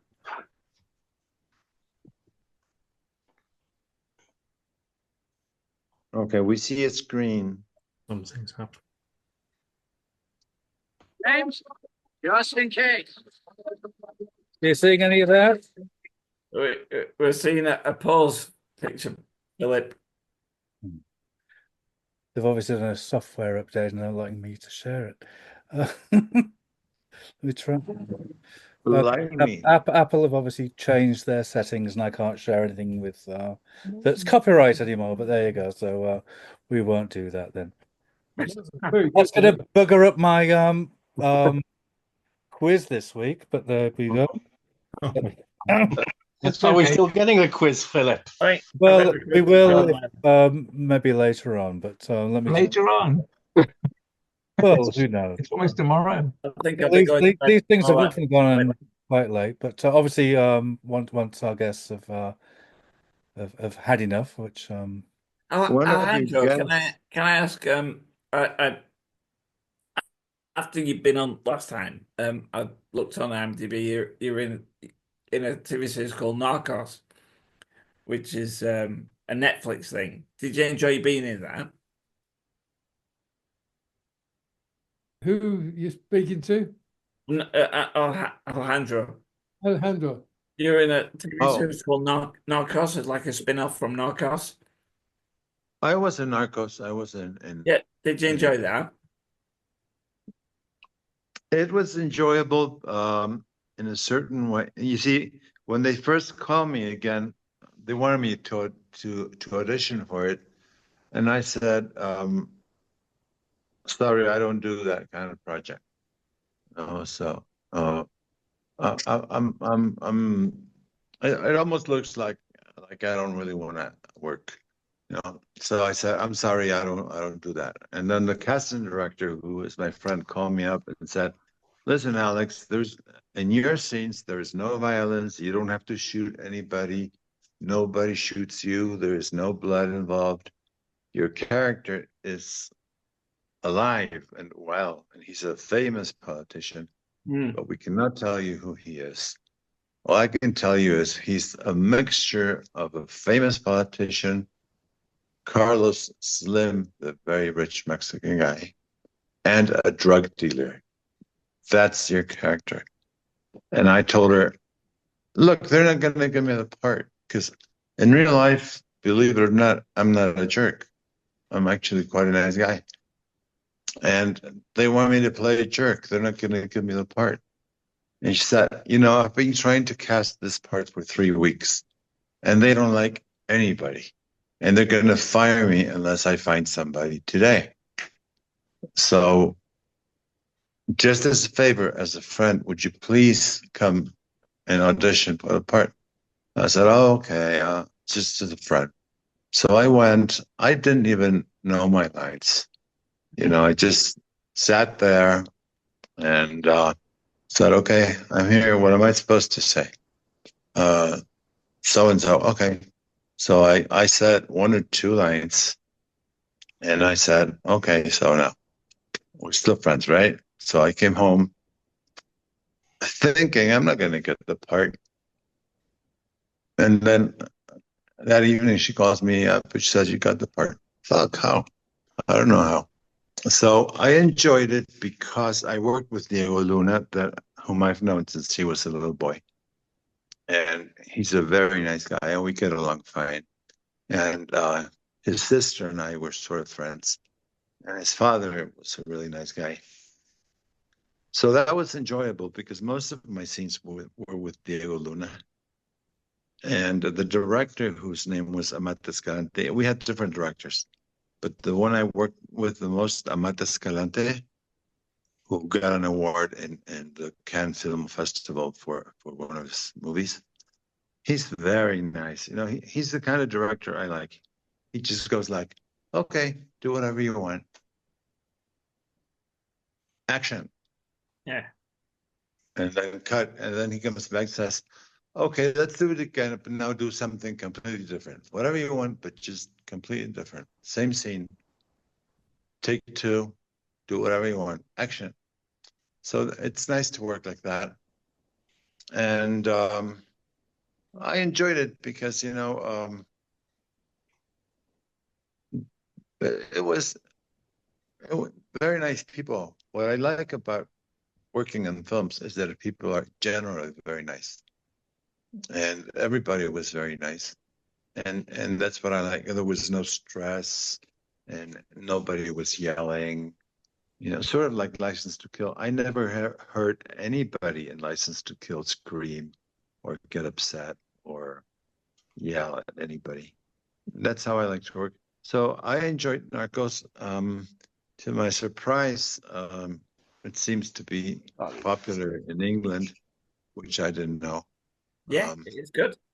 And after you were on last time, when we talked to you last time, I went, oh my God, he's on this. And then I watched it, it's like, yeah, of course. And the thing is that character that I play really exists in real life, and he's a very powerful politician. But they wouldn't tell me who he was. And I said, how can I prepare my character if you don't know? Diego is using the character's real life name and everybody else as well. How come you don't tell me who I am? They just call me Mr. X. My character is Mr. X. And they said, because if we tell you, this might leak and we might get in trouble, we might get sued, who knows? So we can't tell you who he is, just play it by ear. So I played it by ear. And every time I would ask the director, Matt, what about this scene? He said, I don't have a clue. They didn't tell me either. What they call what do they call it?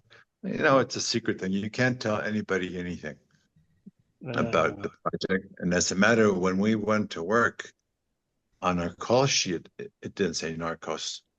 It had a different name. It had a working title, which was something else, something like cauliflower.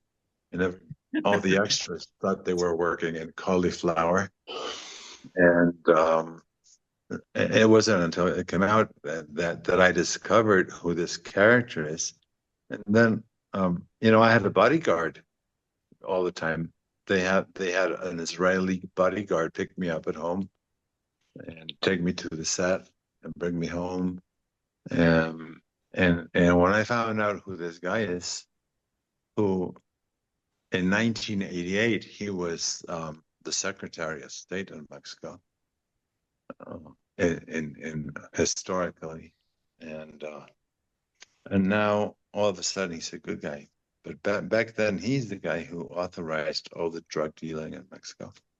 And I got really mad at Netflix. I told him, "You were risking my life. That's not nice."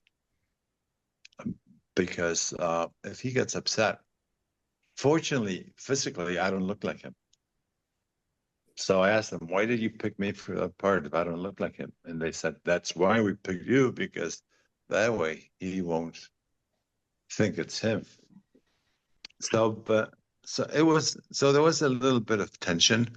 Sometimes Diego Luna would get very angry at them and have shouting matches in the middle of the shoot because it was not well written, and we had to rewrite when we were working. The director and Diego Luna and I would sit down and said, "Okay, what is this shit mean?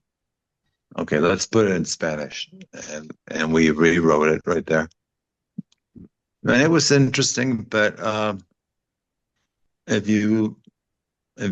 there's something on Amazon Prime called El Presidente, which I worked on in Chile, and I played an American guy called Chuck Blazer, who was the president of the American Soccer Federation.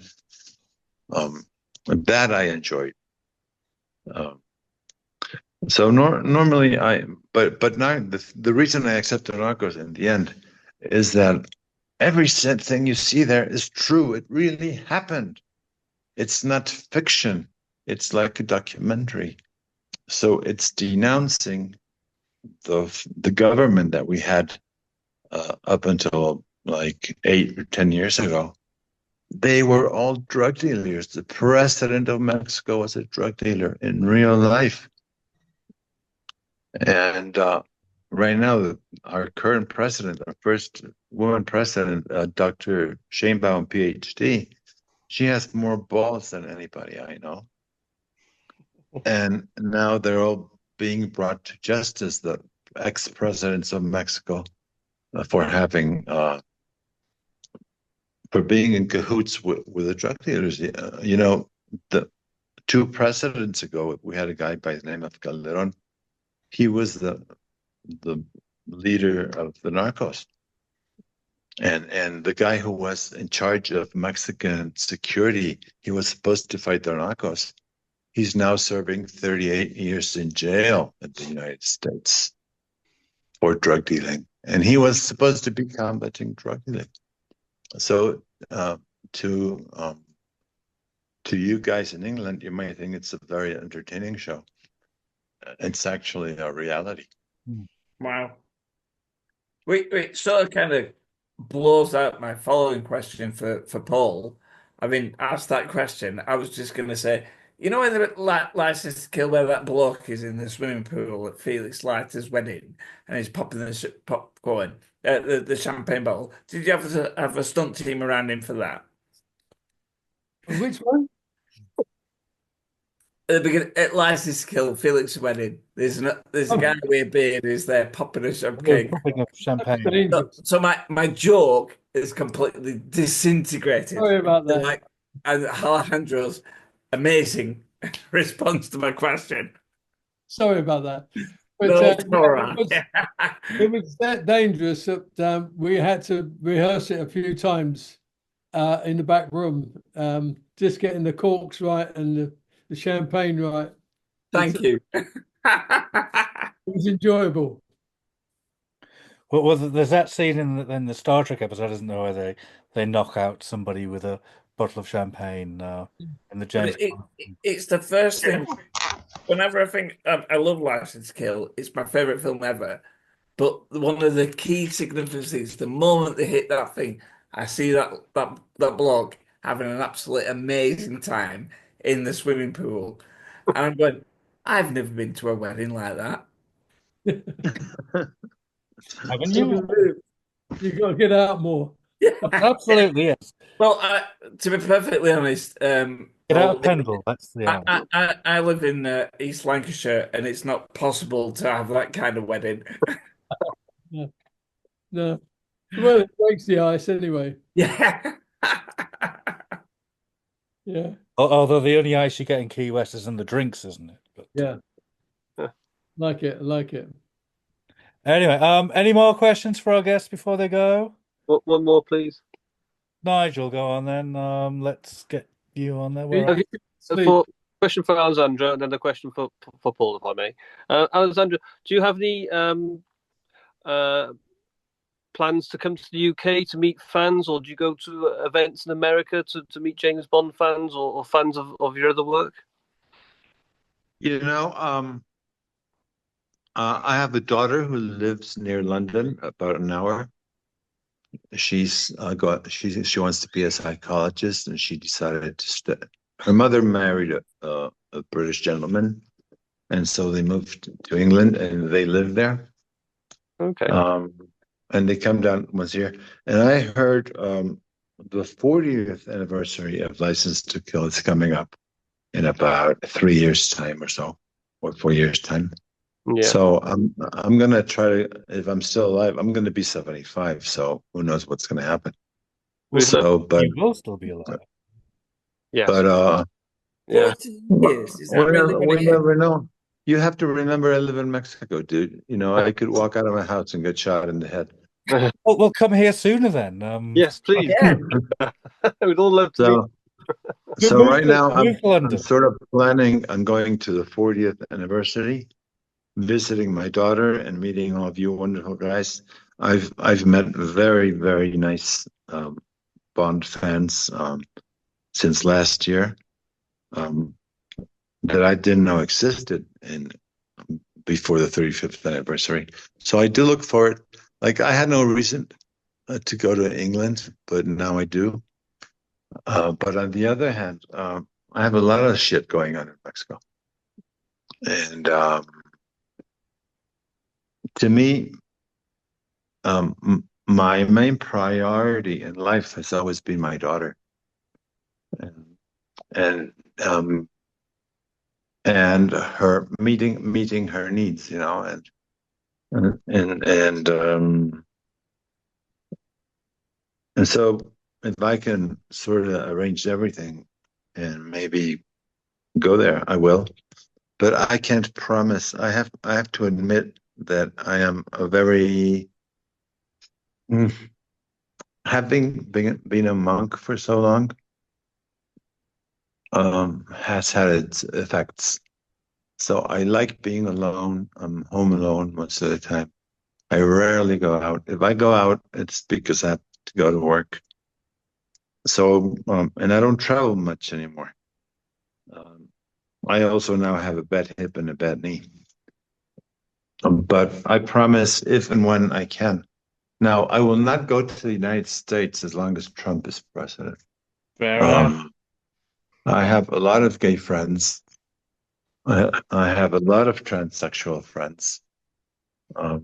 My sister-in-law is transsexual. My sister's daughter is transsexual. I have many transsexual students, and they have the right to choose whether they want to be male, female, or something else instead of just male or female. And I think that as long as fascism is ruling the United States, I do not intend to set foot there. And so now a lot of Americans, transsexual Americans or gay Americans, are moving to Mexico because for them, the United States is hell right now. I myself am not gay, but my father was gay. And he was a very good father. So the United States is out of the picture, but as long as England is not anti-woke, I can go to England.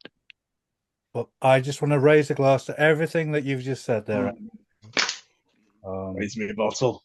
And when you finally do come to England, I hope that it coincides with us taking part in London Pride, and that you can. To tell you the truth, if I go to England, basically, I'll go there to meet you guys. So you Well, better every year look for there's a group of us called the Cement Mixers, named after Pussy Galore's lesbian gang in Ian Fleming's Goldfinger novel. and we take part in the Pride Parade in London, dressed as James Bond characters. I was Ursula Andress in Doctor No in a bikini and with an ivory. Really? Oh, too bad I missed that. Yeah, absolutely. So if you ever are over and it's at that time of year, we would love you to join us as part of the Cement Mixers. When is that? What time of the year is that? It's normally late July, late June, early July. Yeah, I can probably do it. Not this year. Yeah, because I already have plans, but in a couple of years, and I'll dress as Paris in a thong. Well, oh well, indeed. Well, indeed. Well, Perez and even Braun. There's a lot of gay coding in that film. You From know, it's weird because Braun, I mean, Guy de Saint-Cyr in real life was the biggest macho you've ever met. He was so macho. Me, not so much. There's just something in both of your performances. It's almost as though that you're in a relationship. Really? Yeah, have you never noticed this? No. I just think I'm not alone in this. I'm not the first person to think. Well, I mean, I'm not disagreeing with you, Philip. I've just always just seen it as just this two henchmen, almost comedy duos that just work so well together. And I've never gone so far as to whatever.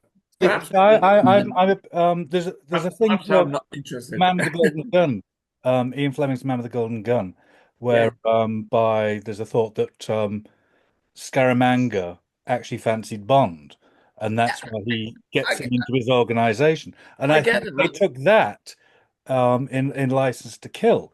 Yeah, no, I get why Sanchez brings Bond into his organization, because Sanchez fancies Well, Bond.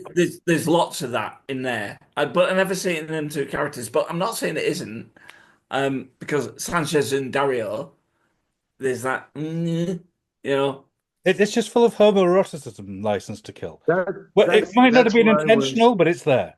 It's wonderfully there. That's where I wish John Glenn had directed us more a little bit, you know. But John Glenn did not direct us at all. So whatever happens there, we all did it ourselves. But if John Glenn had told me, okay, when you're coming down the stairs and you run into Brown and you suck his dick, I would have done it. Stop it! You're just reliving dreams I had as a 14-year-old. I'm so glad that never happened.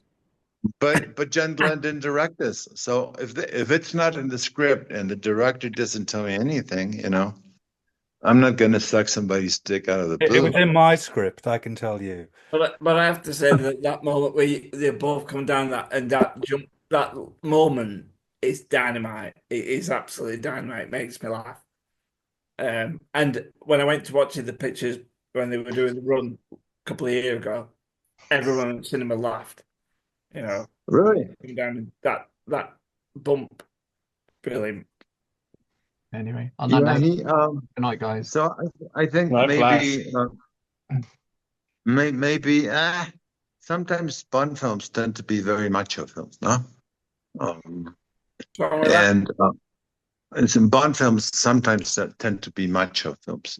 And I think maybe John Glenn, as much as I like them, and as much as I think he's a wonderful person, maybe he's not too open-minded about certain things, you know, or maybe it never even crossed his mind, which is another possibility. Well, I mean, I think he's a great action director, and perhaps he's an editor. He's not so much of an actor's director. But you know, I think if that issue had been addressed and if there had been a shot of either Dario and somebody else kissing another guy, or Sanchez kissing some other guy, or me kissing some other guy, maybe the film would have done better at the box office. Maybe not at that time. No. I don't think it needed that. It was just. It doesn't need any of that. That film is perfect. It doesn't need anything else messing with it. It's absolutely perfect. Exactly like Living Daylights is perfect. Everything John Glenn has done is perfect. And Alejandro, and you are absolutely perfect in License to Kill. You're absolutely superb. Oh, thank you. That's wonderful to hear. As a 14-year-old, I had a massive crush on you, Alejandro. So, oh, you can still have it.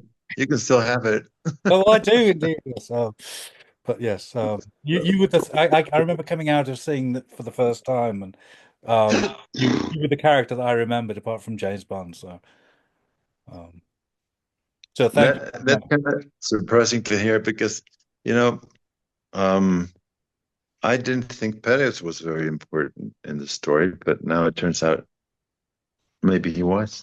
He was certainly important in my story at that age. Okay, well, gee, I don't know what to say. Thank you is what I can say. Aaron and Graham and Louise, have you got any questions that you'd like to ask? No, nothing I can think of. Thank you. Can I ask Paul a question? Maybe you can try. Well, don't put your hand up like you're fed up of me talking to you now. I'm joking. If you want to escape, by the way, you may. Yeah, you can. Paul, just you've obviously been in, other than Bond, what other film has been like, well, what would be what was your favorite ever film to have done stunts on? Because you've done so many, haven't you? Then yeah, it's very difficult because they're all different, and you categorize them by the enjoyment of a location, of a stunt that you did, the people you met. It's yeah, I'd have to think about which would be the best. I had good fun, and I enjoyed working with Michael Caine on the Sherlock of. Oh, without a clue. Without a clue, yeah. Really? I had great fun on that, and I really enjoyed that. But it was, Lake Windermere and Islington, so and Pinewood Studios. But it wasn't a great locations, but it was good fun, good cast, and the other one really liked working on was The Lady Vanishes with Elliot Gould. Yeah, yeah. So yeah, there's different movies that, you enjoy working on, or one that's been a real good challenge, which was James Belushi in Royce, was a film for TV. Yeah. But it was shot in Hungary, in Budapest, and we did some great stunts on it. And I was directing second unit, and just stunt after stunt after stunt, and organising that and making sure that we got everything right, helicopters and explosions, trucks crashing.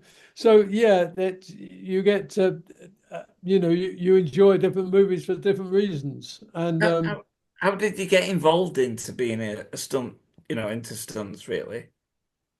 well, I was an engineer living and working in North London, and I remember standing by the old slow but sure burner one day, looking at my greasy hands, drinking from a tin mug, looking at the black walls, and I thought, there's got to be more to life than this. I can't just. I was a welder, and I said to one of the old fellas sitting there on the turned up box, I said, Eric, how long you worked here? He went, flicked the drip from his end of his nose. He looked up and he said, 38 years, man and boy. I said, 38 years? He said, yeah. I said, where'd you live? He said, just round the corner. I said, have you always lived there? He said, oh, no. I used to live around the other corner. I thought, I cannot live, living around the corner for the rest of my life in this dirty place. And in those days, the Evening Standard had 2 pages of situation vacants all over the world for welders and engineers up in Alaska, down in South Africa, on the oil rigs. I thought, right, what am I going to do? I'm going to go home, close my eyes, open the pages, close my eyes, and point down. Whatever job it is, anywhere in the world, I'm going to go after it. And so they say no. I'm going to pursue them and get. I ain't going to take it until they say no. We don't want you.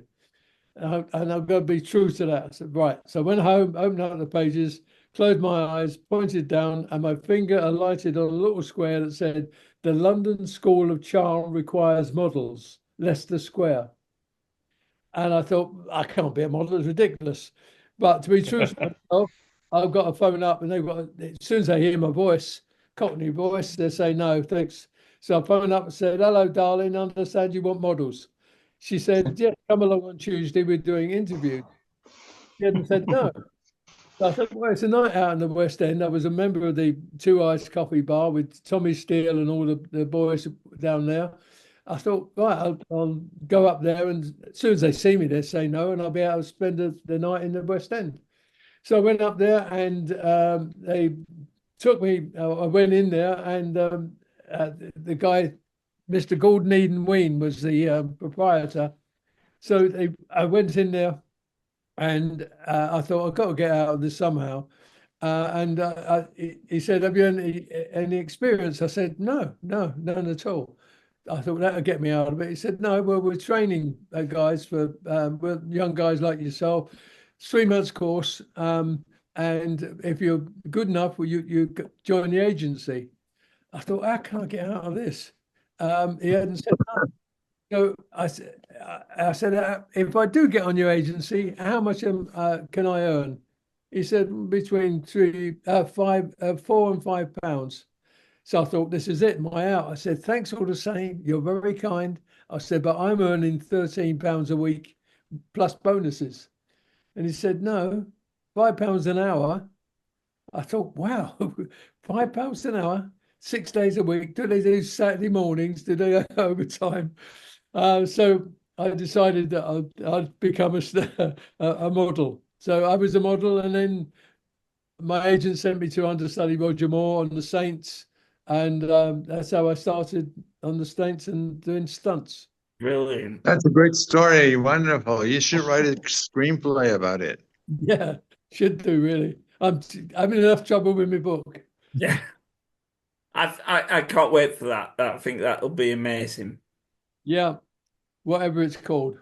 Battered, bruised, broken, and don't forget about Year old on your dead. Yes, indeed. Yeah. When will the book be out, Paul? I'm talking to I've got a New York publisher who wants to do it, but it's so long, so many stories that I've got up to 1996, and there's probably 2 books there. Wow, and that's fantastic. I've got some, I've got Raiders of the Lost Ark and Three Musketeers, and quite a few big movies after that. So I don't know if it's acceptable. I don't know whether people are that interested. But I start from when I was a child, when I was born.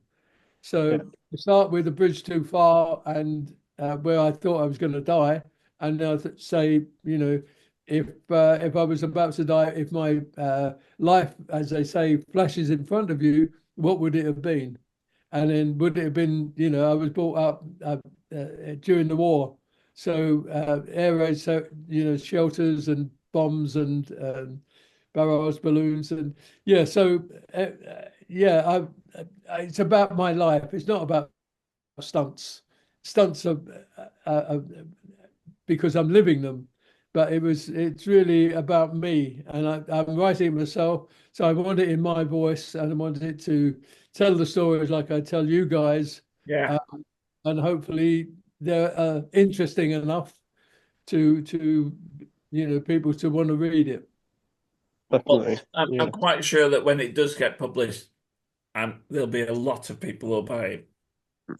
Yeah, it'd be nice if it gets out there.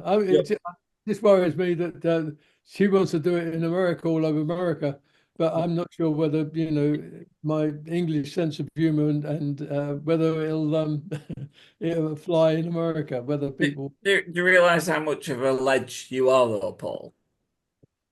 Not really. You are, really, honestly. You talk to anybody in the Bond community, you are a ledge. Yeah, it's very good. I got my Lifetime Achievement Award from the Bond stunt ball. Congratulations. And it's wonderful. It's a lovely, big, heavy award, and I'm really shocked and proud to get it. But you don't feel you're that worthy of it somehow. It's it's not. So yeah, I mean, it's nice that people are interested, and I just hope that I can put it down on paper if people want to read it. It'd be good. I'm doing a commercial, not a commercial. It's a thing on me. It's going to be about eight minutes for ITV, so that'll be out. We're shooting it on the April the 10th, and it's going on to ITVX. So it's a sort of documentary on me. Oh, brilliant! Look out for that. Yes, definitely. Yeah, let us know about that. Amazing. Yeah. So I hope that turns out all right, and it's but I don't know if it means any much, but while we've been having this entire evening, I've been texting my nephew, and I said I'm on a Zoom with Paul Weston. He's the guy that went, "Hold on, you're dead," and he messaged me back and went, "A, why am I not there? And B, I love that guy." It's it's very nice, very kind. I love it. I love talking to you guys. I'm sure Alexandro is the same. It's you get a nice feedback from from the work you've done, and you're just pleased that people have enjoyed your work. Really, I mean, it's been great having two Bond legends. Yes, absolutely. Yes. Yes. May I make a suggestion? Of course you may. You may or may not want to do it. Can we sing happy birthday to Timothy? I'm all for singing happy birthday. Oh, anyone, if it's anyone's Alejandro, you have no idea that to encourage Philip and half of them to sing. We could do it on kazoo. Easy. I like that. Okay, so happy birthday to you. Happy birthday to you. Happy birthday to Timothy. Happy birthday to you. And many more. Okay. So listen, guys, unfortunately, I have a class, and I have to I hate to go, but I have to go. Yeah, I would like to thank you very much for joining us, Alejandro. I think the pair of you have been amazing. Philip, thank you for organising this. You guys have been on since it's now 12:30 almost. Yeah, indeed. Thank so much to Paul as well. Some people have got to go to bed. Paul, Alejandro. Honestly, tonight has probably been one of the best nights ever. Oh, that's great. I'm glad to hear that. Alejandro has. It's great to see Alejandro after this time. But Paul, it's too bad we didn't become friends during License to Kill. We could have hit it off. But we were in different locations, different departments. Yeah. But I think I think your book will be very successful, and I wish you great success in life. I hope so. Yeah. Let's hope we can get you all together for a License to Kill reunion soon. That'd be good. Yeah, that would be fabulous. Obviously, it's what year are we now? 2025. 4 years for the actual anniversary. Are you guys all in London? No, unfortunately not. We're all over the place in England. No, but if you were going to London, we would all be there. We would all make our way to. I'd make my way to London for License to Kill. Definitely. Oh, that's good to know. Because if I go, I'll go to London for sure. We'll come and see you, definitely. And Oh, Paul. great. Yeah. Okay. Well, Absolutely. I'm sorry that I have to go, but I'm never late for class. So Thank you very much for joining us, and thank you, Alejandro. time up your day. So Take thank it you. easy. I Look appreciate after it. yourself. Bye. Bye. Take care. Good night. Good night. Adios. Adios. Vida saying adieu. But how long we've been going? About 4 hours. A little over 4 hours now. Have you seen the time? Yeah. Paul, If you want to go, Paul, you're more than please just do. It's fine. I'd love to stay, but I got to get another one of these. If I could get you another bottle of wine, I would. Here, have some vodka. Shaken, not stirred. Great. Well, thank you very much for joining us. I'll leave you guys to it, and you can. Oh, thank you for tonight, Paul. Thank you, Paul. Yeah. We really Much appreciated. appreciate you taking your time out. Honestly, it's been an absolute privilege. No, it's Yeah. it's been good fun.